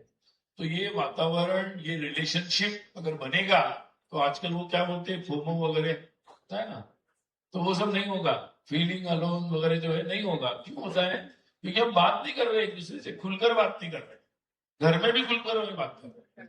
तो अगर हम घर में भी खुलकर बात कर लेते हैं तो ये बातें नहीं होगी, और जब ये नहीं होगा तो बिहेवियर अपने आप ठीक हो जाएगा, क्योंकि बिहेवियर तो साइकोलॉजिकल है ना, एक फ्रस्ट्रेशन के कारण वो बिहेवियर आता है, लोनलीनेस के कारण बिहेवियर आता है, और इसीलिए उस बात को हम, और ये काम कोई संस्था कोई सरकार नहीं कर सकती, ये समाज कोई हर परिवार को इसमें इनिशिएटिव लेना पड़ेगा, एक मास मूवमेंट बनना चाहिए। जैसे हम बोलते ना कि वृक्ष लगाओ, वैसे हर परिवार में ये करना पड़ेगा। और परिवार का आपकी उम्र का बच्चा मतलब लड़का या लड़की अगर इनिशिएटिव लेते हैं तो आप लोग ऐसे वातावरण बना सकते हैं, अपने मोहल्ले में बना सकते हैं, अपने कॉलेज में बना सकते हैं, अपने रिश्तेदारों में बना सकते हैं, ऐसे प्रोबेबल लोगों को आइडेंटिफाई कर सकते हैं, उनको मदद कर सकते हैं ठीक होने में, अपने कॉलेज में भी आइडेंटिफाई कर सकते हैं, उनको क्रिमिनलाइज या पेनलाइज करने की जगह उनकी सहायता कर सकते हैं मित्र बनकर। ये बहुत सारे काम हैं और जो सामाजिक स्तर पर अगर देश के युवा करते हैं और कई जगह कर रहे हैं तो वातावरण बदलता है। बहुत धन्यवाद सर, आपके इस उत्तर से मुझे कुछ पंक्ति याद आती हैं। वो झुकती है तो संस्कार कहलाती है, उठती है तो मिसाल बन जाती है, वो खामोश रहे तो सहनशीलता और आवाज उठाए तो क्रांति बन जाती है, क्योंकि वो फूल नहीं चिंगारी है, ये भारत की नारी है।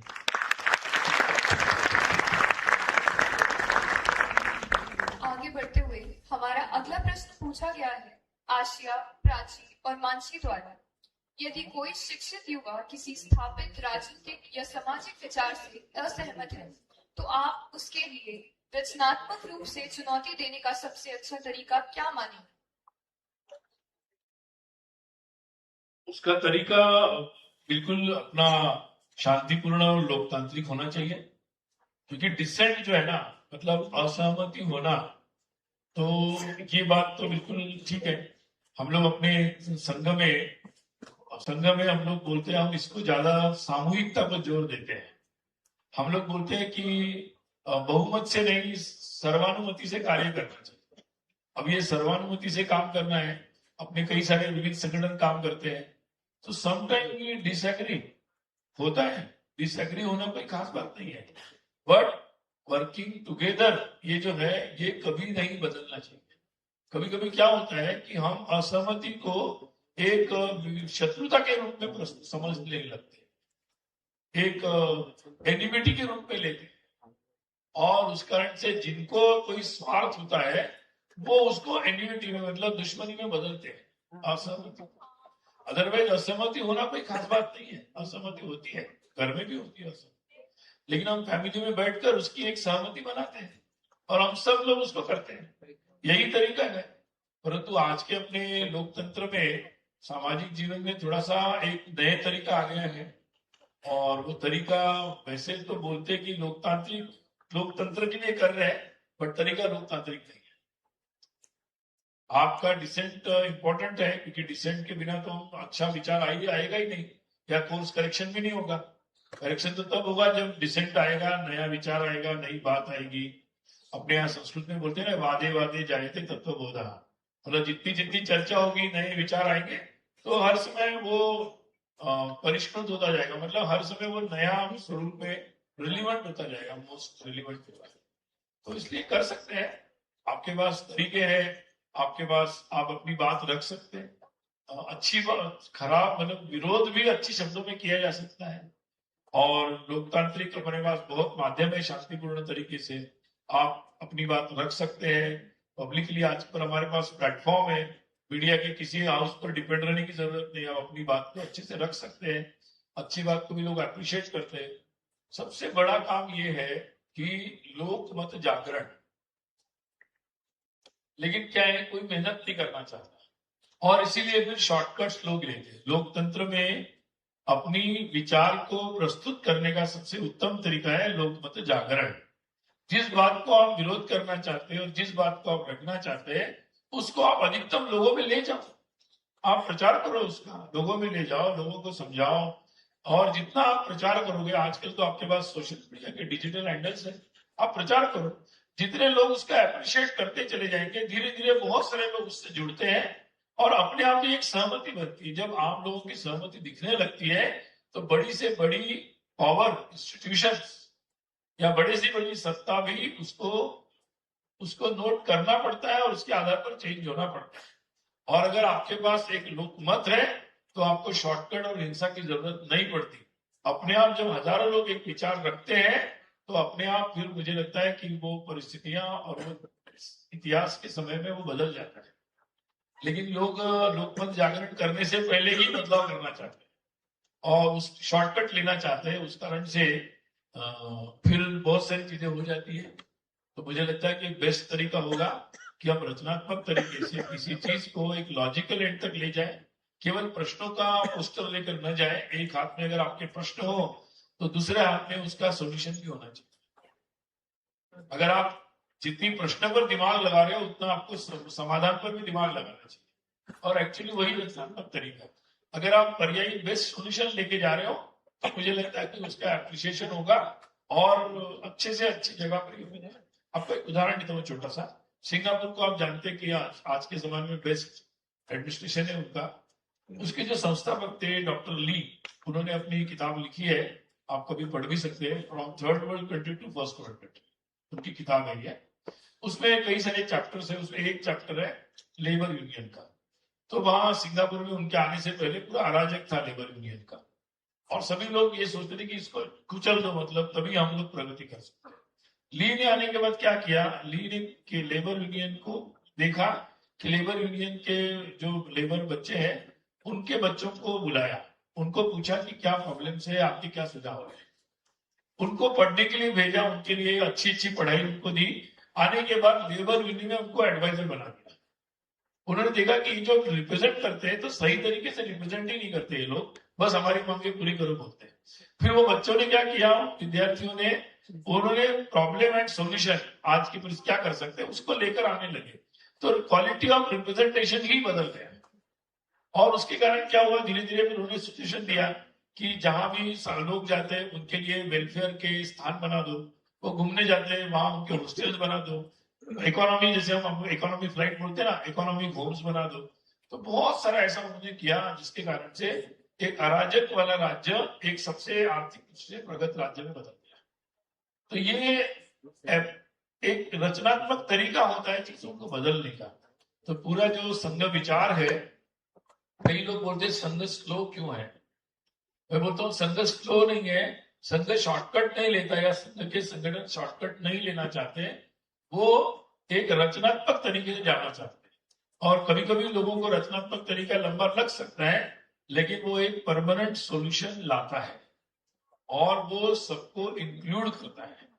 तो ये उसकी विशेषता है और इसलिए मुझे लगता है कि हम लोकतंत्र में भी आज के समय में आपकी असहमति को आप कंस्ट्रक्टिव तरीके से बहुत अच्छे से रख सकते हैं।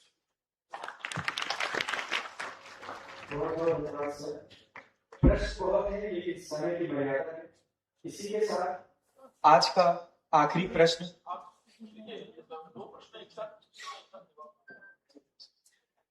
अगला प्रश्न पूछा गया। अगला प्रश्न ये है कि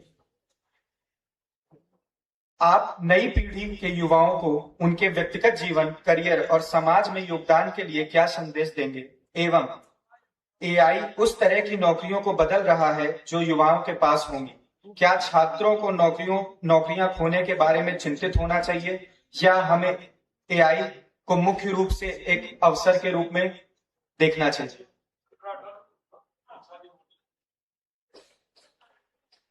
कुछ प्रश्न पूछे गए हैं माही, तेजस, ईशा, प्रांजल, तनिष्का और अभ्यंत द्वारा कि राष्ट्र निर्माण में एआई की भूमिका क्या हो सकती है। यदि एआई तेजी से कई तकनीकी और बौद्धिक कार्यों को कर सकता है तो आपके अनुसार कौन सी मानवीय गुणवत्ता सबसे मूल्यवान बन जाएगी?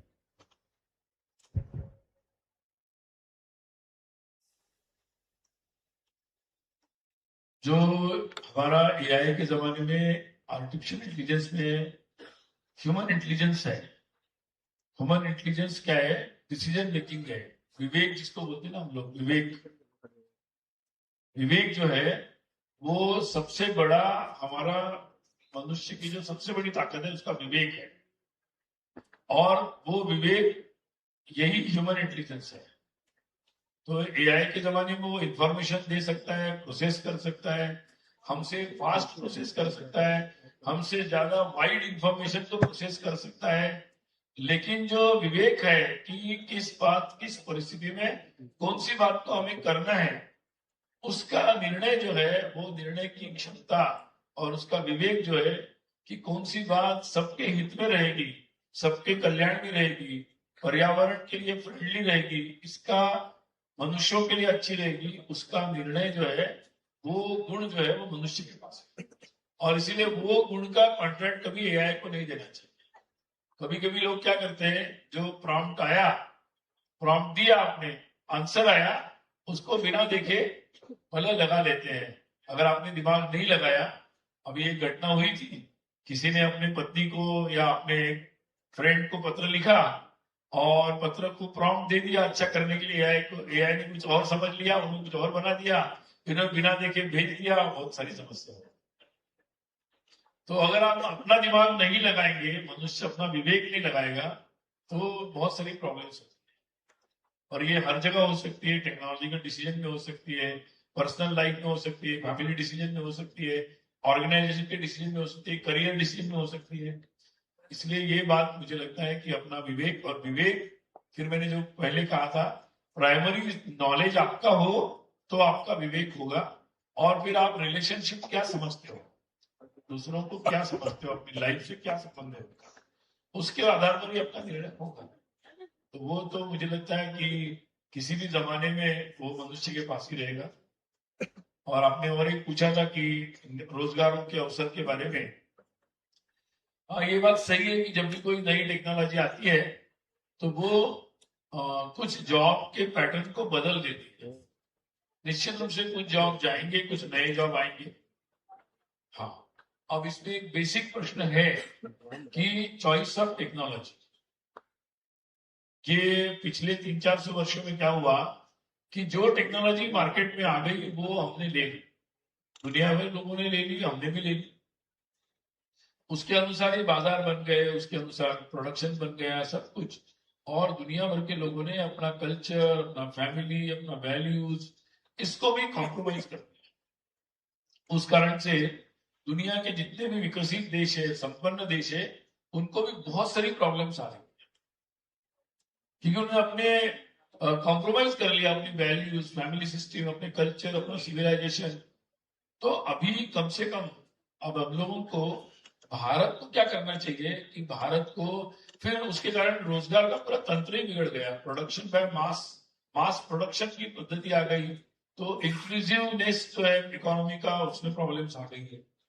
और इसलिए आने वाले समय में हम लोगों को एआई के जमाने में ये बात साफ कर देनी चाहिए कि आने वाले समय में हम टेक्नोलॉजी के अनुसार हम नहीं चलेंगे, हम तय करेंगे हमें जीना कैसे है, हमारा कल्चर क्या होगा, हमारी सोसाइटी कैसे होगी, हमारी फैमिलीज कैसे होगी, हमें जीना कैसे है, और उसके अनुसार हमें पर्यावरण के अनुकूल भी जीना है, और उसके अनुसार फिर कौन सी टेक्नोलॉजी हमें चाहिए, कौन सी नहीं चाहिए, इसका चॉइस करना चाहिए। मजबूरी में हर टेक्नोलॉजी नहीं लेनी चाहिए। जैसे हम मार्केट में जाते हैं, जो हमें चाहिए वो लेते हैं, टेक्नोलॉजी के मार्केट में भी अब वैसा करना पड़ेगा। और जो टेक्नोलॉजी हमें चाहिए नहीं है, तो बनाने का पोटेंशियल आप सब लोगों के पास है, आप बना सकते हैं। उसके अनुसार फिर आप जो चॉइस करेंगे उसके अनुसार मार्केट बनेगा, उसके अनुसार प्रोडक्शन बनेगा, पूरी इकोनॉमी चेंज बनेगी। तो अब ये समय आ गया कि भारत जहां दुनिया भर से कचरा आ रहा है उसको हम अपने दिमाग में डालते रहे, ऐसा नहीं होगा। अब आप लोगों को ये करना है कि भाई अब आपकी पीढ़ी ये तय करे कि हम तय करेंगे हमें जीना कैसे है, उसके आधार पर हम टेक्नोलॉजी लेंगे या हम टेक्नोलॉजी बनाएंगे और उसके अनुसार पूरी चेंज बनाएंगे। तो फिर मुझे लगता है सबके लिए रोजगार बनेगा। आज के समय में तुरंत ये होने तक थोड़े रोजगार बदलेंगे पैटर्न, कुछ लोग रोजगार जाएंगे, लेकिन नए बहुत सारे रोजगार आएंगे। तो आपको एआई के जमाने में अगर रोजगार चाहिए तो आपको भाषा आनी चाहिए। आपको अगर तेलुगु भाषा भी आती है, आप यहाँ बैठे हो तेलुगु आती है, तो आपको यहाँ काम मिलेगा। एआई आपको बोली आती है आपके गांव की ओरिजिनल जहां से आप आए, तो आपको एआई में काम मिलेगा। अभी ज्ञानम प्रोजेक्ट आईआईटी मुंबई से 1000 करोड़ का शुरू हुआ है। वो आपकी गांव की भाषा में जो लोकगीत है उसको भी वो रजिस्टर कर रहा है, क्योंकि वो भी नॉलेज बेस है अपना, और उसके ऊपर भी काम किया जा रहा है। उसके लिए भी फिर प्रोडक्ट्स निकलेंगे। तो आपके पास जो है वो अगर आपके पास है, आपको पुराने लोकगीत आते हैं, कविता आती है, आपको अपनी भाषा आती है, आपको अपने पुराने प्रकार का, आज सोशल मीडिया है, केवल पुराना घर के पुराना खाना बनाने की पद्धति पर लोग लाखों रुपए कमा रहे। तो नए जमाने के नए काम भी है और उसमें वो आपके पास है। नई स्टोरीज चाहिए। दुनिया भर में टेक्नोलॉजिकल स्टोरी से लोग बोर हो गए। अब लोगों को ह्यूमन स्टोरीज चाहिए, अच्छी ह्यूमन स्टोरीज चाहिए। भारत तो भंडार है। आप अच्छी कथा भी बोलते हो ना, तो आपके लिए भी पूरा काम है एआई। तो इसलिए एआई के जमाने में आपकी जितनी भी ह्यूमन क्वालिटीज है वो सब के लिए काम है। बस आपको वो आना चाहिए। नहीं तो आप बोलेंगे मैंने तो बीए पढ़ लिया, एआई कर लिया, एआई का यूटिलाइजेशन कर लिया, लेकिन एआई को जो चाहिए वो हमने नहीं पढ़ा, तो फिर आपके लिए काम नहीं। इसलिए ये दूसरे तरीके से सोचेंगे तो बहुत सारे काम है। और हम लोग अपने व्यक्तिगत जीवन के साथ साथ करियर और समाज के दृष्टि से, इस पर मैं बोल देता हूँ। अब जब 10 मिनट में बोलूंगा तो हो गया प्रश्न।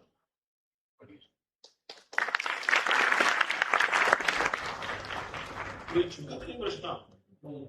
कोई नहीं छोड़ा आपने। बहुत बहुत धन्यवाद। आज के संवाद के दौरान मेरे मन में भी एक प्रश्न उत्पन्न हुआ है। सर, मेरा नाम कृष्णा भदौरिया है, मैं संगीत विभाग का विद्यार्थी हूँ। मैं ये पूछना चाहता हूँ कि पढ़ाई एवं अन्य गतिविधियों के बोझ में दैनिक जीवन में देशभक्ति और समाज का कार्य कैसे करें?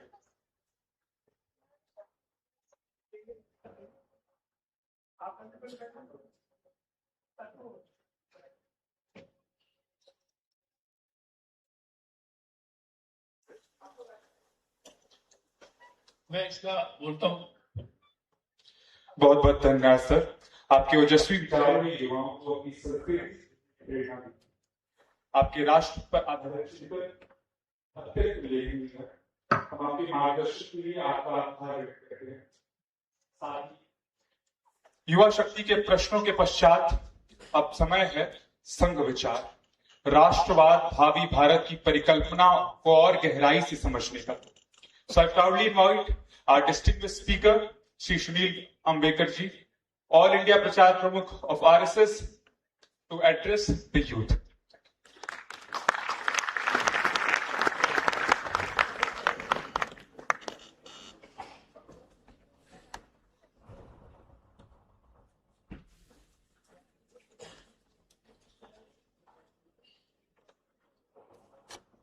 अपने आज सम्माननीय कुलपति जी मंच पर उपस्थित सभी आप सभी लोग, सभी को नमस्ते। और पिछले कई समय से आपके प्रश्न और उत्तर ही चल रहे थे। तो सबसे पहले तो मैं आपको बहुत बधाई दूंगा कि काफी अच्छे प्रश्न आप लोगों ने पूछे हैं। मैंने उत्तर क्या दिया मुझे पता नहीं, लेकिन आपके प्रश्न तो बहुत अच्छे थे।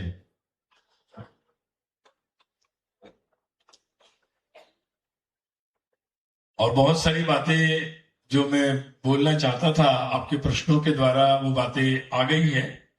फिर भी कुछ संक्षिप्त में कुछ बातें आपको जरूर कहना चाहता हूं। सबसे पहली बात यह है कि जो आप सबसे भाग्यशाली पीढ़ी के लोग हैं, क्योंकि ये समय ऐसा चल रहा है कि जिस समय भारत के प्रगति का दौर चल रहा है। भारत के लोग भारत पर विश्वास कर रहे हैं और दुनिया भर के लोग भी अब धीरे धीरे भारत को महत्व देना प्रारंभ कर दिए हैं। और भारत फिर से विश्व पटल पर चर्चा में आ गया है।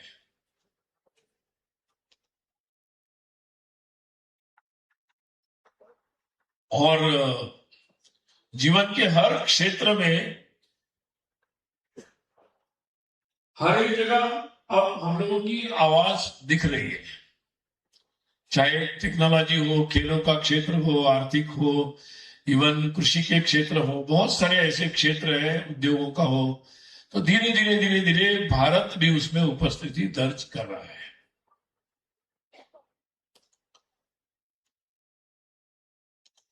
और ये एक बहुत अच्छा समय है और इसलिए एक अच्छा अवसर भी है, क्योंकि अब हम इस समय अगर ज्यादा अच्छे से करेंगे तो उसका परिणाम बहुत ज्यादा होगा। और जैसा एक अच्छा भारत हम देखना चाहते हैं, जो भारत समृद्ध हो, संपन्न हो, स्वाभिमानी भारत हो, केवल हम भारत माता की जय करें, पूरी दुनिया भारत माता की जय करे, ऐसा एक समय हम देखना चाहते हैं।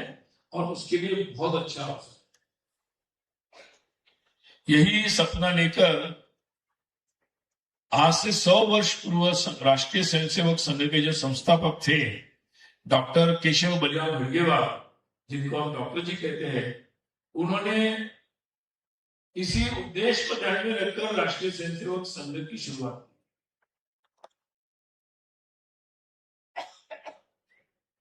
वो एक जन्मजात देशभक्त थे।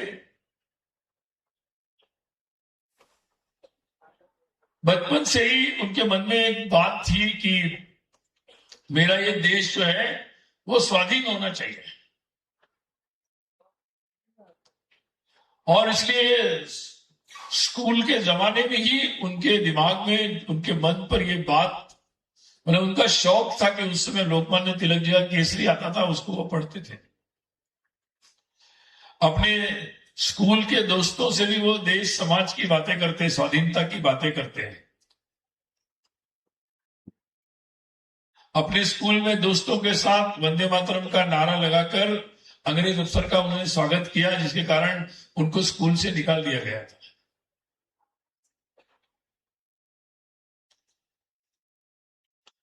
और उनका जो जीवन था वो इसी प्रकार से लगातार इसी दिशा में ही वो सोचते हैं।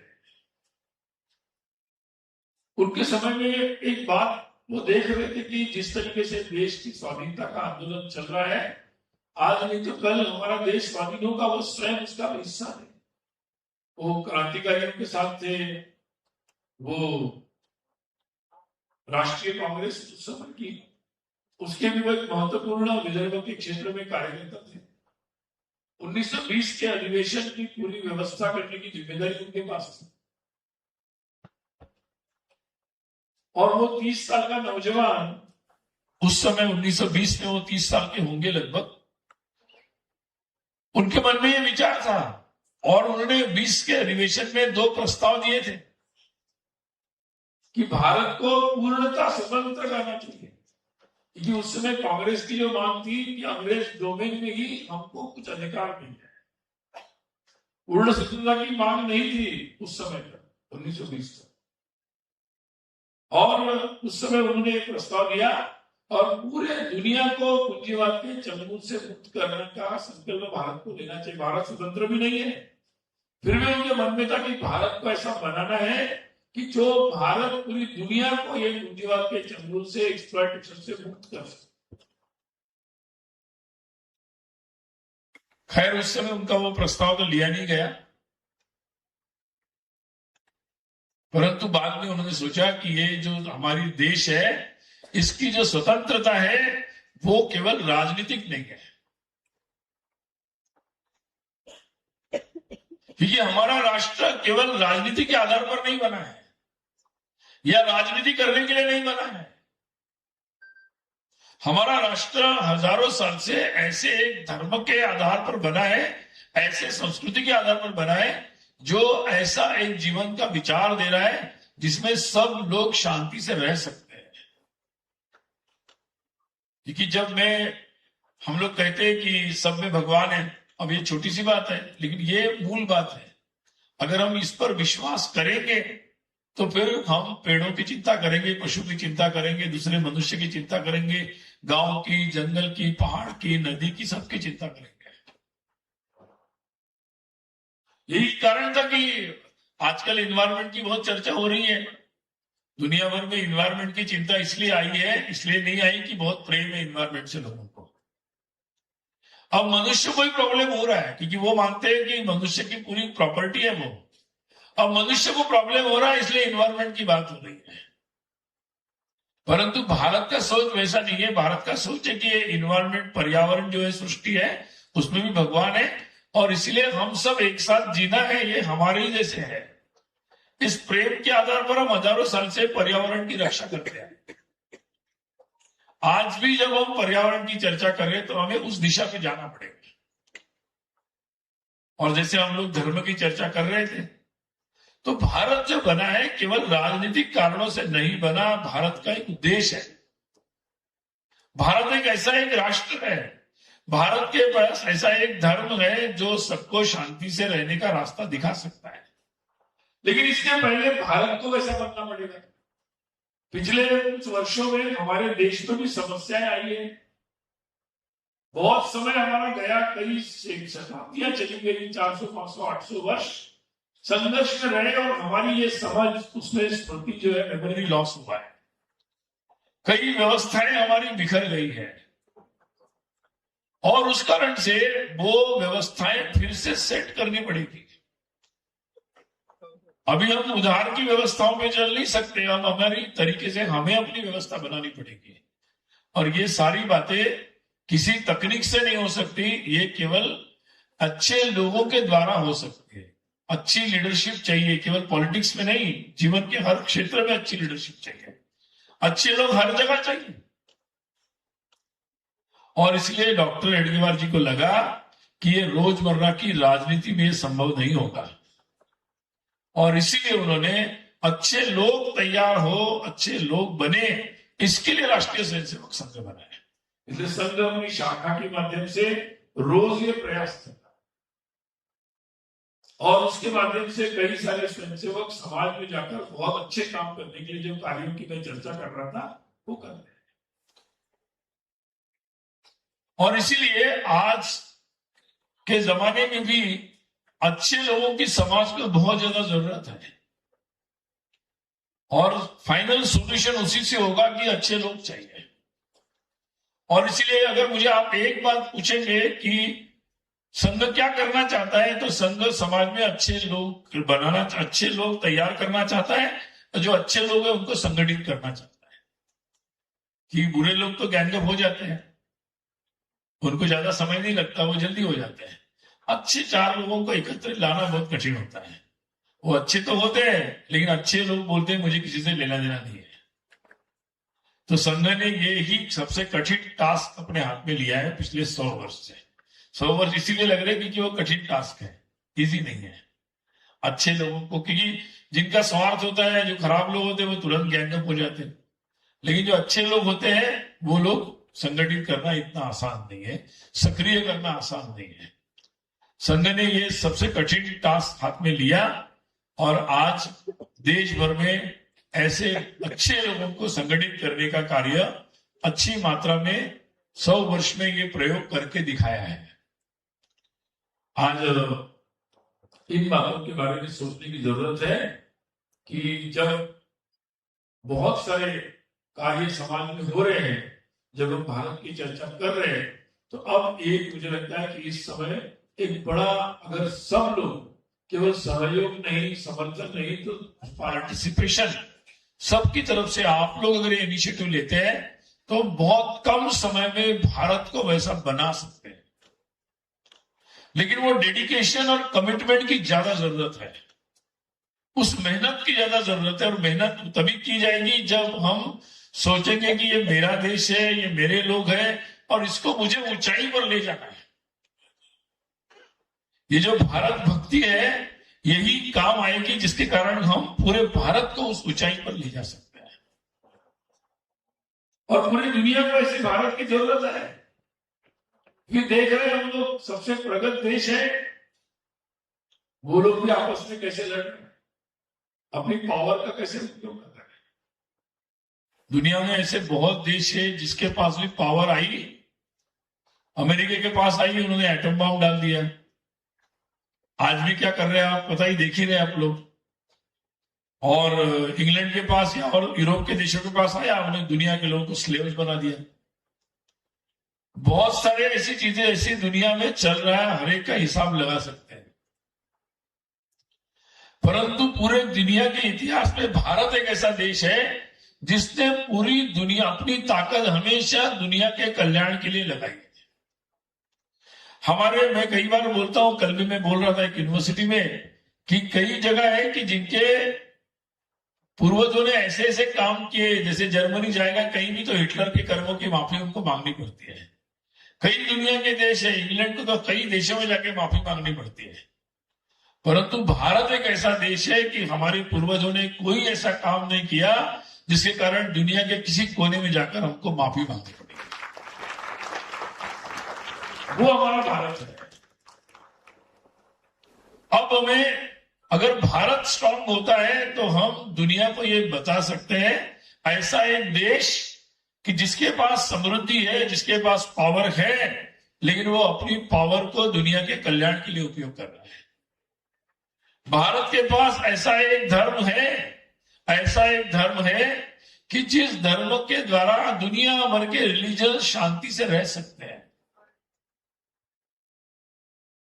इसलिए भारत की हजारों वर्ष की परंपरा में जूस आए, पारसीज आए, बहुत सारे लोग आए। मतलब मैं जूस के बारे में तो कहता हूं कि दुनिया में कोई ऐसा देश नहीं जहां जूस गए और उनके साथ जाति नहीं हुई। भारत ही ऐसा एक देश है कि जहां जूस के साथ कोई अन्याय नहीं, एक ही देश। और इसलिए हम इस भारत को इस अर्थ से समझेंगे तो हम भारत की एकता, अखंडता, देश की सुरक्षा, इसको हम अच्छे तरीके से समझ सकते हैं। और अगर हम ये समझ गए तो संघ समझना बहुत आसान है। भारत को भारत की दृष्टि से देखेंगे, धर्म को भारत की दृष्टि से देखेंगे, तो हम संघ क्या कहना चाह रहा है इसको हम समझ सकते हैं। लेकिन अगर हम संघ को उस दृष्टि से देखेंगे तो फिर बात समझ में नहीं आएगी। और इसलिए इस बात को ध्यान में रखकर कि देश में संघ की ये धारणा, हमारा समाज जो है वो दुनिया भर में ये चल रहा है कि सब कुछ पावर के द्वारा होता है, सरकारों के द्वारा होता है। इसलिए हर जगह पावर की बात चली है।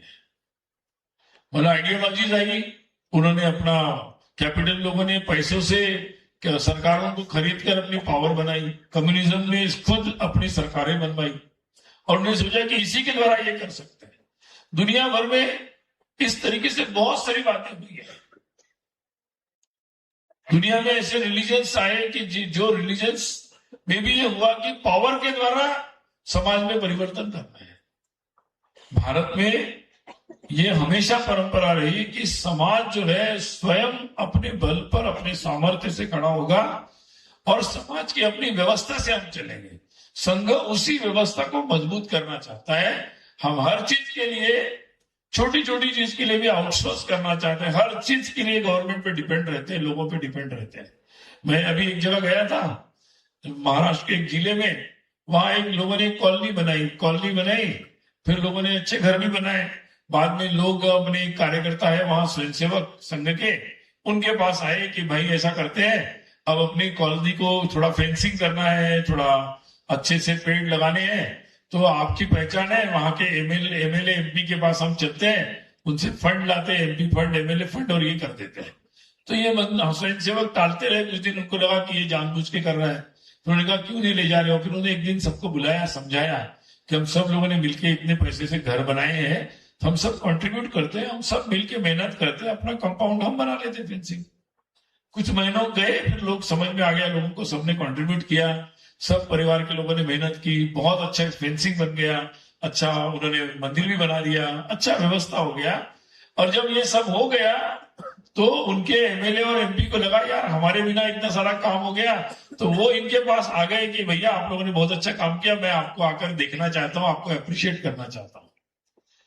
तो संघ ऐसे समाज की कल्पना कर रहा है कि जहां लोग उसके पीछे लाइन नहीं लगा रहे, समाज अपने तरीके से सक्षम हो रहा है, वो लोग आपके पीछे लाइन लगा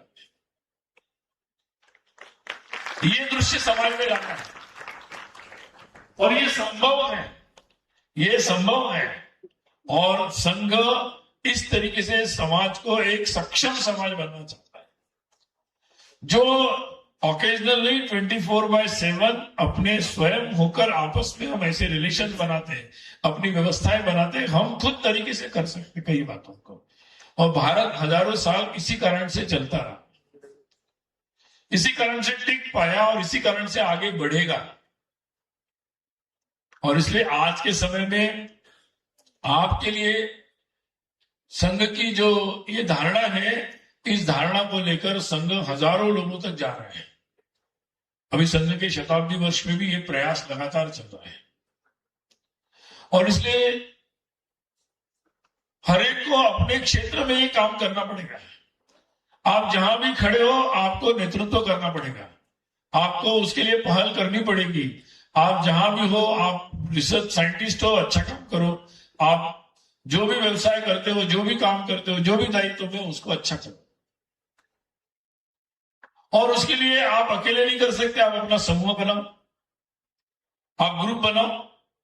इसलिए हम लोग बोलते हैं कि अगर if you have a team we have a theme. आपके पास ग्रुप है, आप अच्छा काम करना चाहते हैं, लोग बहुत आते हैं हमारे पास, हम बोलते हैं if you have a team we have a theme. हम आपको बता सकते हैं कौन से काम की जरूरत है। कुछ लोग आइडियाज लेकर आते हैं कि ये समाज के लिए काम होना चाहिए, अच्छा काम है, हो सकता है।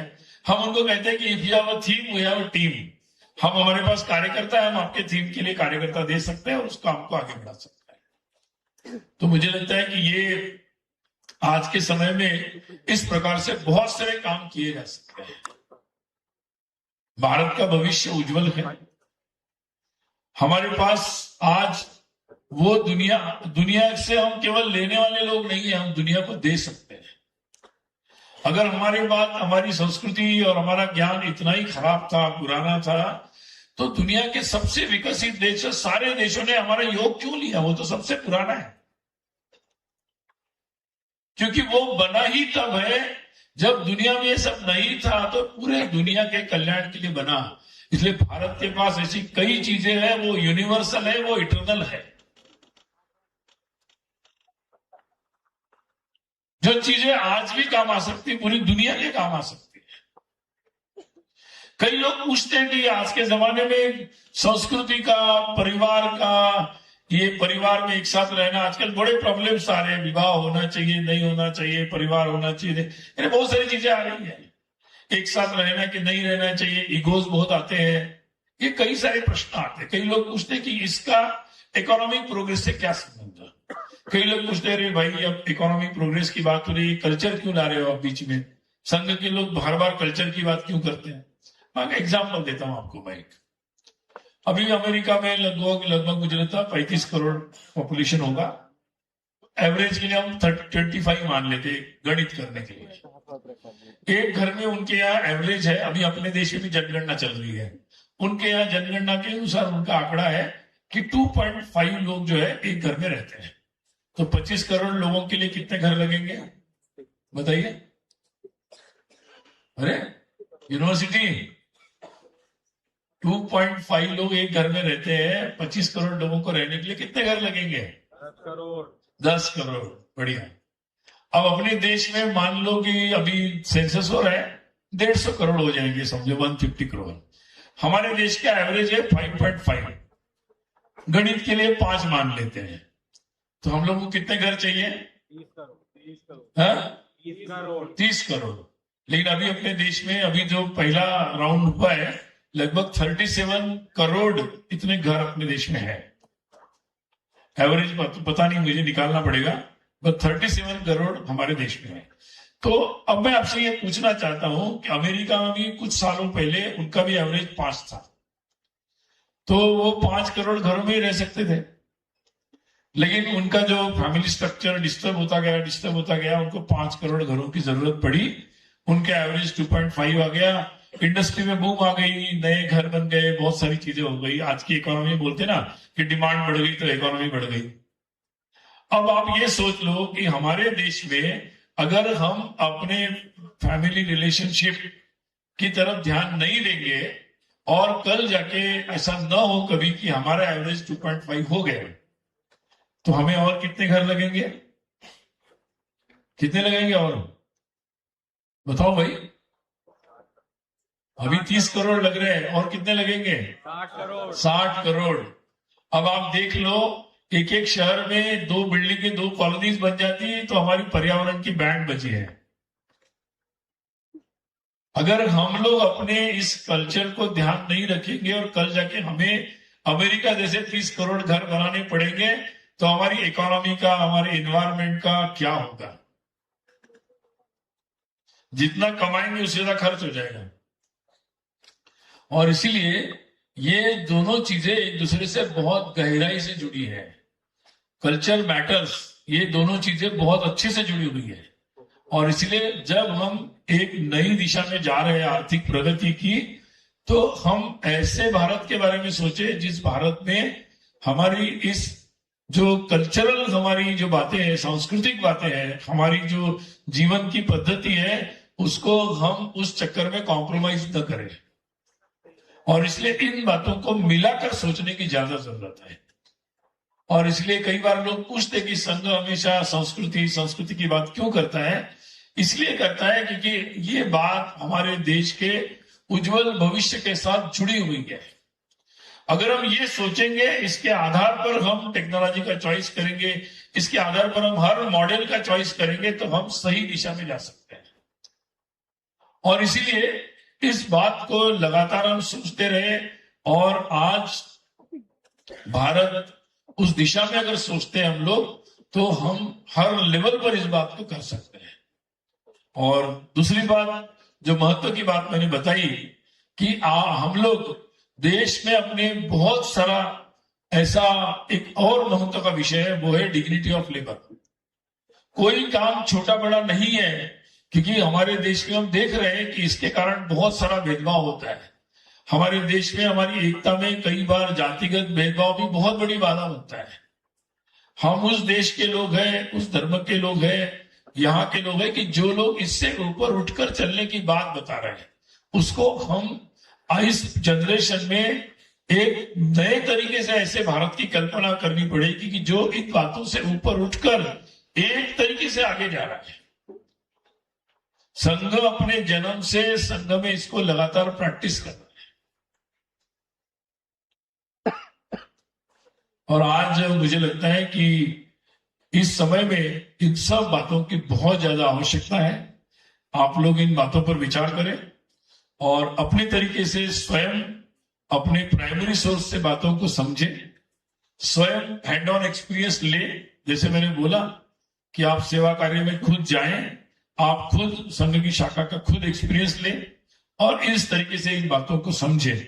आप जो भी काम आने वाले समय में अच्छे से करना चाहते हैं, उसके लिए जहां भी आपको लगेगा आप नया समूह बनाएंगे, नया इनिशिएटिव लेंगे, आप निश्चित रूप से पाएंगे इतना नेटवर्क संघ का बना है कि कोई ना कोई स्वयंसेवक आपकी सहायता में वहां आपको मिलेगा।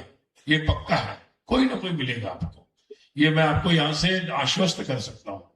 लेकिन आप लोगों से भी एक आश्वासन जरूर लेता हूँ कि आप लोग भी ये संकल्प करो कि केवल हम ये अच्छा नहीं, ये खराब है, ये होना चाहिए, ऐसा कहने वाले नहीं बनेंगे। वो कहने का अधिकार है आपको, बिल्कुल अधिकार है, परंतु इसके साथ साथ एक दायित्व भी आप ले लो कि ये बात ठीक करने के लिए मैं क्या कर सकता हूं, मैं क्या कर सकती हूँ। इसके लिए कोई ना कोई छोटा पहल, एक स्टेप, कोई ना कोई एक छोटा इनिशिएटिव आपसे अपेक्षित है। और इसी संकल्प के साथ आप लोग यहाँ से जाएं और मुझे आपसे संवाद करने का अवसर मिला, इसके लिए पुनः मैं खुद को स्वयं को भाग्यशाली मानता हूं और आपके जीवन के लिए, आपके करियर के लिए आपको बहुत बहुत शुभकामनाएं देता हूं।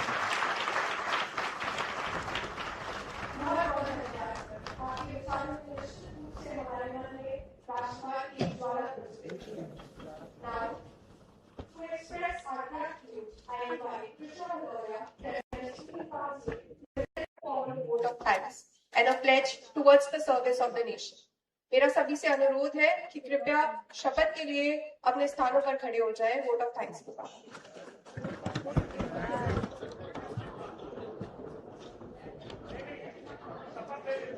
आप सब खड़े हो जाएं, आगे शपथ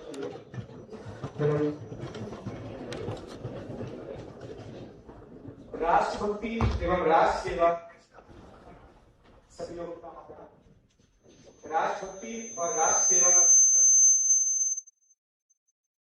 हम भारत के युवा विद्यार्थी आज ये संकल्प लेते हैं कि हम अपनी राष्ट्र की एकता, अखंडता, स्वतंत्रता और गौरव को सदैव सर्वोपरि रखेंगे। हम भारत की महान संस्कृति, परंपराओं और विरासत का सम्मान करेंगे। हम जाति, भाषा, क्षेत्र और भेदभाव से ऊपर उठकर राष्ट्रहित को प्राथमिकता देंगे।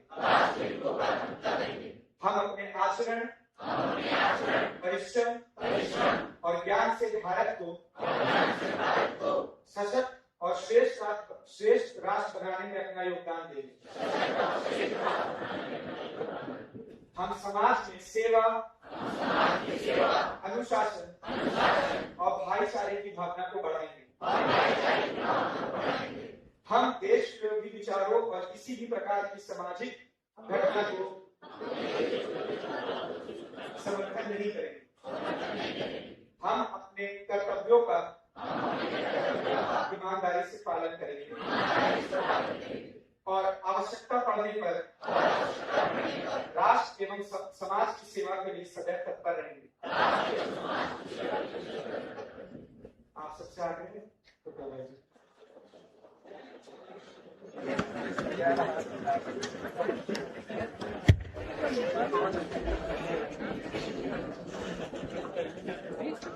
भारत जमीन का टुकड़ा नहीं, जीता जागता राष्ट्र पुरुष है।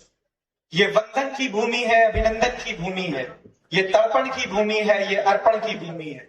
इसका कंकर कंकर शंकर है, इसका बिंदु बिंदु गंगा जल है। हम जिएंगे तो इसके लिए, मरेंगे तो इसके लिए। परम आदरणीय मंचासीन अतिथि एवं मेरे युवा साथियों, राष्ट्रीय स्वयंसेवक संघ के शताब्दी वर्ष के पावन अवसर पर संघ के कानपुर विभाग द्वारा आयोजित इस प्रेरणादायी युवा संवाद कार्यक्रम का धन्यवाद ज्ञापन प्रस्तुत करना मेरे लिए अत्यंत गौरवपूर्ण क्षण। सर्वप्रथम मैं हमारे मुख्य वक्ता, विख्यात लेखक व विचारक तथा राष्ट्रीय स्वयंसेवक संघ के अखिल भारतीय प्रचार प्रमुख आदरणीय श्री सुनील अम्बेडकर जी का हृदय से आभार व्यक्त करता हूँ। आपके ओजस्वी उद्बोधन और प्रश्न पहल के दौरान विद्यार्थियों की जिज्ञासाओं का समाधान में हम सभी युवाओं के अंदर राष्ट्र सेवा का नया संकल्प हुआ है। हमारे विश्वविद्यालय के माननीय कुलपति प्रोफेसर विनय कुमार पाठक जी का कोटि कोटि धन्यवाद, जिन्होंने कार्यक्रम की सारगर्भित प्रस्तावना रखी और इस आयोजन के लिए निरंतर अपना कुशल मार्गदर्शन प्रदान किया। मैं राष्ट्रीय स्वयंसेवक संघ कानपुर प्रांत के प्रांत संचालक आदरणीय श्री भवानी वीर सिंह जी का मंच पर अपनी गरिमामयी उपस्थिति से हम सबको अनुग्रहित करने के लिए हार्दिक आभार व्यक्त करता हूँ।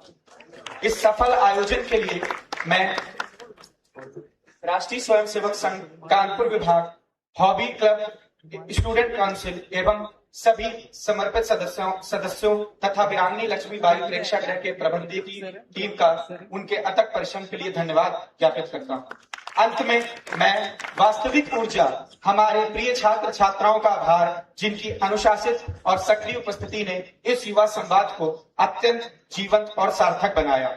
आज का युवा किसी के बहकावे में नहीं आता, वह भारत विरोधी बातें नहीं करता, भारत के निर्माण में विश्वास रखता है। उसका प्रश्न ये नहीं है कि देश ने उसको क्या दिया, बल्कि ये है कि वो देश को आगे बढ़ाने में क्या कर सकता है।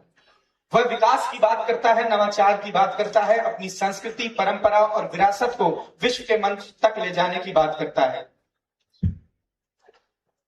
मुझे इस अवसर पर हम सभी युवाओं के प्रेरणा स्रोत स्वामी विवेकानंद जी की एक बात याद आती है, arise, awake and stop not till the goal is reached. In Hindi it means उठो, जागो और तब तक मत रुको जब तक आपको अपने लक्ष्य की प्राप्ति ना हो जाए। आज हमारे कुलपति जी ने हमारे एलुमिनाय एवं भारत के पूर्व प्रधानमंत्री स्वर्गीय श्री अटल बिहारी वाजपेयी के कुछ शब्द हमारे बीच रखे थे और उन्हीं कुछ शब्दों के साथ मैं धन्यवाद ज्ञापित करता हूं। मेरे वेदों का ज्ञान अमर, मेरे वेदों की ज्योति प्रखर, मानव के मन का अंधकार क्या कभी सामने सखा ठहर। मेरा स्वर नभ में गहर गहर, सागर के जल में चहल चहल। धन्यवाद।